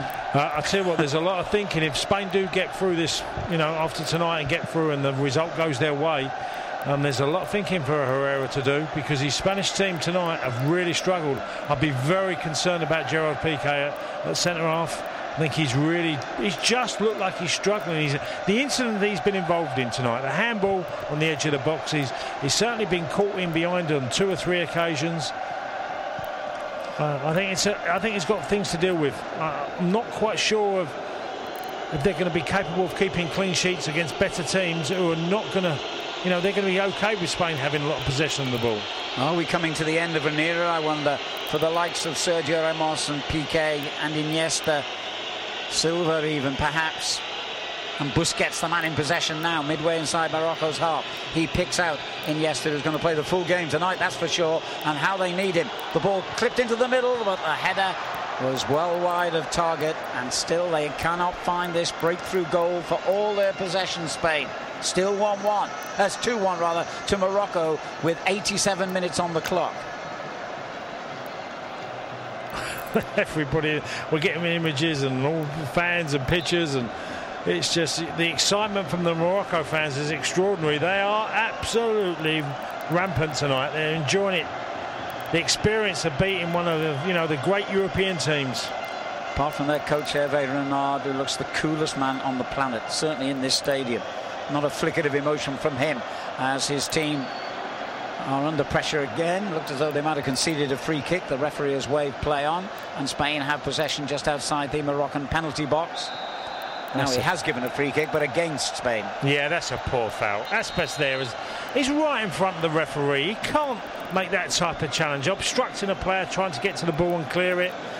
That's just such a poor decision to commit a foul in that area of the pitch at this stage of the game. Well, with Spain losing and Portugal winning, it looks as though Portugal are going to win this group, which means that Spain will go through as runners-up and face a very, very good and competitive Uruguayan team in Sochi on Saturday, June the 30th. Not the outcome they wanted. The Moroccans, meanwhile, they're going home, but they're going to go home happy. 2 minutes to go. They lead 2-1. It's been a yellow card for their goalkeeper for wasting a bit of time. That's 5 cautions now for the Moroccan team. They won't give a hoot about that. We might see the biggest celebration ever by a team that's been knocked out. Yeah, because they are going crazy. Well, let's face it, I've just said 2 years, 22 games since Spain lost, and that was against Italy. They are one of the world's great football nations. It's their 11th time in a row in the finals. Every time it's been held since Argentina in 1978. Former world champions, former European champions. One of the all-time greats of the world game. But they're losing 2-1 here to an already eliminated Morocco. Isco takes them forward, however. Midway inside the Moroccan half, slides the ball into the penalty area. That'll be no problem for the Moroccan defence. Couldn't pick out Iniesta. The ball cleared upfield. Anywhere will do now for Morocco.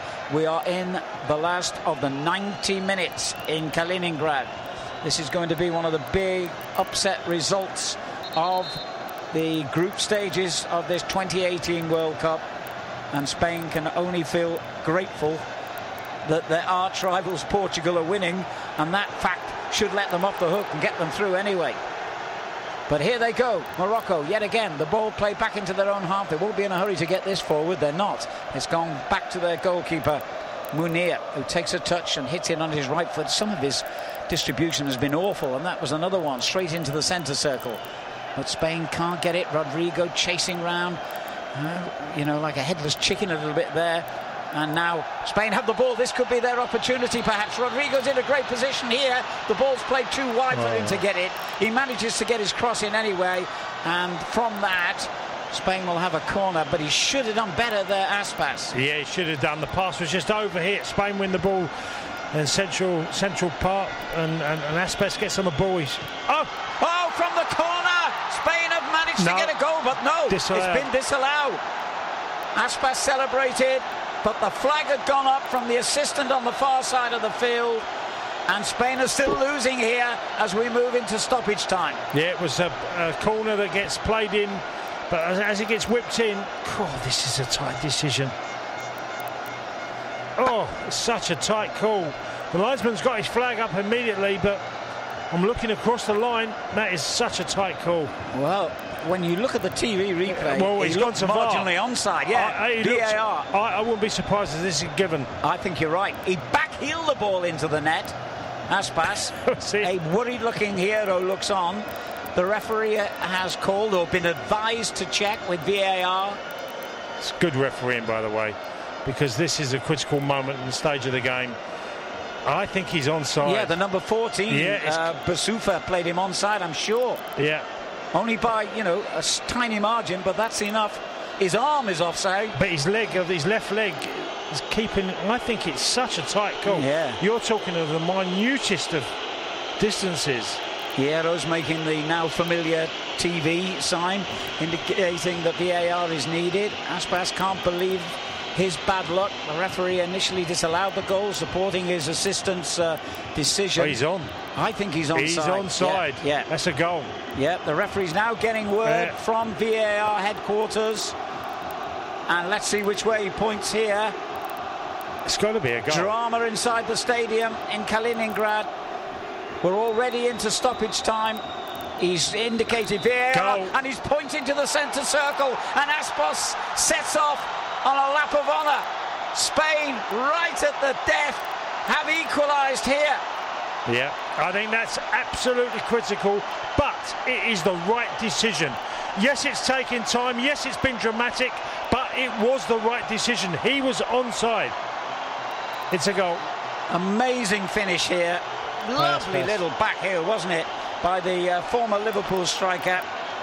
He can't stop scoring in Spain. Now he's just done it for the national team. Fabulous finish, like you said, Alan. But it is the right decision. There'll be uproar, I'm sure, from the Moroccan bench manager. Yep, I'm sure there will. But it was the right one. Players are on the field, coaches are on the field. Absolute bedlam here in Kaliningrad. You can understand Morocco's, anger and disappointment, but you said it, Tony, it's the right decision in the end, and that's why VAR was brought in, and on almost every occasion it's been used in this World Cup, it has corrected wrongs, and it has done there, despite Morocco's anger. We haven't restarted yet. There's all kinds going on, players arguing, coaches involved in clashes on the touchline. Hervé Renard doesn't look quite so daddy cool now, but to be fair to him, he's waving his coaching staff off the field. Well, I'm hearing more drama from the other game in Group B, where Iran have equalised. So it's 1-1 there. How dramatic now is this Spanish goal. Wow. Goodness me, what an incredible end to Group B. Portugal have conceded late on. We're in 4 minutes of stoppage time, which is almost up officially here, but actually has only just started, really, because of all the shenanigans that followed the drama of Iago Aspas's goal, which initially was ruled out, and then the referee consulting VAR. And Spain, amazingly, have now gone to the top of the group.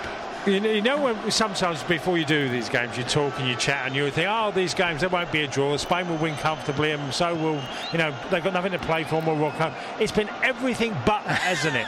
It's been amazing. Morocco have played like it's their game to qualify. Well, they're not finished yet, Morocco. The ball is played deep inside Spain's penalty area, but a little too deep this time, and goes out for a goal kick. Heaven knows how much time we've got now. We've gone over the 4 minutes allotted, but as I said, there was a big delay after the goal. Spain must not concede. They're in a great position. Either goal, either way, the other way, they still qualify, as they are 2-2. The game is in that position for them now. So I think Spain have to recognise that there is no need to go gun-ho. You've got the goal that's got you back into the tournament, and it was the right decision. And just when you think you've seen everything in football, it throws up something like this. A back-heel goal by Iago Aspas, once of Anfield, seems to have set up Spain for a round of 16 clash with the host Russia now, as a result of Iran's late equaliser against Portugal. Spain have got a free kick. They're losing their discipline completely now, some of these Moroccan players, and Iago Aspas gets himself involved unnecessarily so. The referee has to step in again. So does the assistant, who, I wonder what he's thinking, because it was his flag that went up, remember, to initially disallow the Aspas goal, which has brought Spain a very dramatic last-gasp equaliser here. Yeah, there's a rash challenge on Asensio, and I think it's out of frustration, obviously, but I would never have imagine before the start of this game would have been played in this manner. There's been feisty, there's been nothing given either way, It's been a real humdinger of a football match, hasn't it? It certainly has. It's thoroughly enjoyable if you're a neutral. It's nail-bitingly tense if you support either of these two sides. Anyway, Spain have a free kick deep inside Moroccan territory. 2-2. 96 minutes has ticked by on the clock now. It should have ended at 94. But there was such a delay after the goal, the disallowed goal, and then the allowed goal following VAR, that we don't know where we are in terms of stoppage time. The Spanish fans in the crowd are biting their nails, consulting their mobile telephones to see what's happened in that other game between Portugal and Iran, where it's still 1-1 as far as I know. I don't know if they've actually finished yet there. We're still playing here. We're now coming up to 97 minutes showing on the clock. And there's the final whistle to end the most remarkable World Cup group tie here in Kaliningrad. Morocco thought they had won it. Spain, in the dying seconds, snatched an equalising goal, which was initially disallowed by a linesman's flag. Iago Aspas backheeling the ball into the Moroccan net. VAR was consulted, and that overturned the initial decision. The goal stands, and if indeed Portugal and Iran has ended in a draw, that means that Spain have probably won the group. They could have gone out of the group, out of the competition altogether at one stage. They are still playing, I hear, Portugal versus Iran, so we can't be certain about that yet. But what we can be certain of is that Spain are going through to the round of 16 by the skin of their teeth. They went a goal down early on here to Boutaïb. They got level with a fine goal by Isco at the end of a great attacking move. And then, really, the shockwaves hit Spain when the young substitute En-Nesyri headed home a brilliant headed goal from a corner to give Morocco the lead again. And then that drama unfolded in the dying seconds. It is finished. Whew! Pause for breath. Spain 2, Morocco 2. This has been one of the most incredible nights of World Cup football at any tournament. While we've had VAR to get the game level with Spain-Morocco and the Spain goal rightly given at 2-2, by all accounts the Iran-Portugal game has been utter chaos with VAR absolutely all over the place. They have now blown the full-time whistle. It is finished. Iran 1, Portugal 1, Spain 2, Morocco 2 in our game. The Iran players are utterly inconsolable. They had a late chance to actually win that game, but they haven't been able to. So Group B finishes with Spain top of the group on 5 points. Portugal second in the group on 5 points. Iran finished third with 4 points. So that late chance means that Iran don't go through to the knockout stages, and it means Uruguay, who finished top of Group A, will be playing Portugal, and Russia will be playing Spain. Tony Cascarino, you got 40 seconds.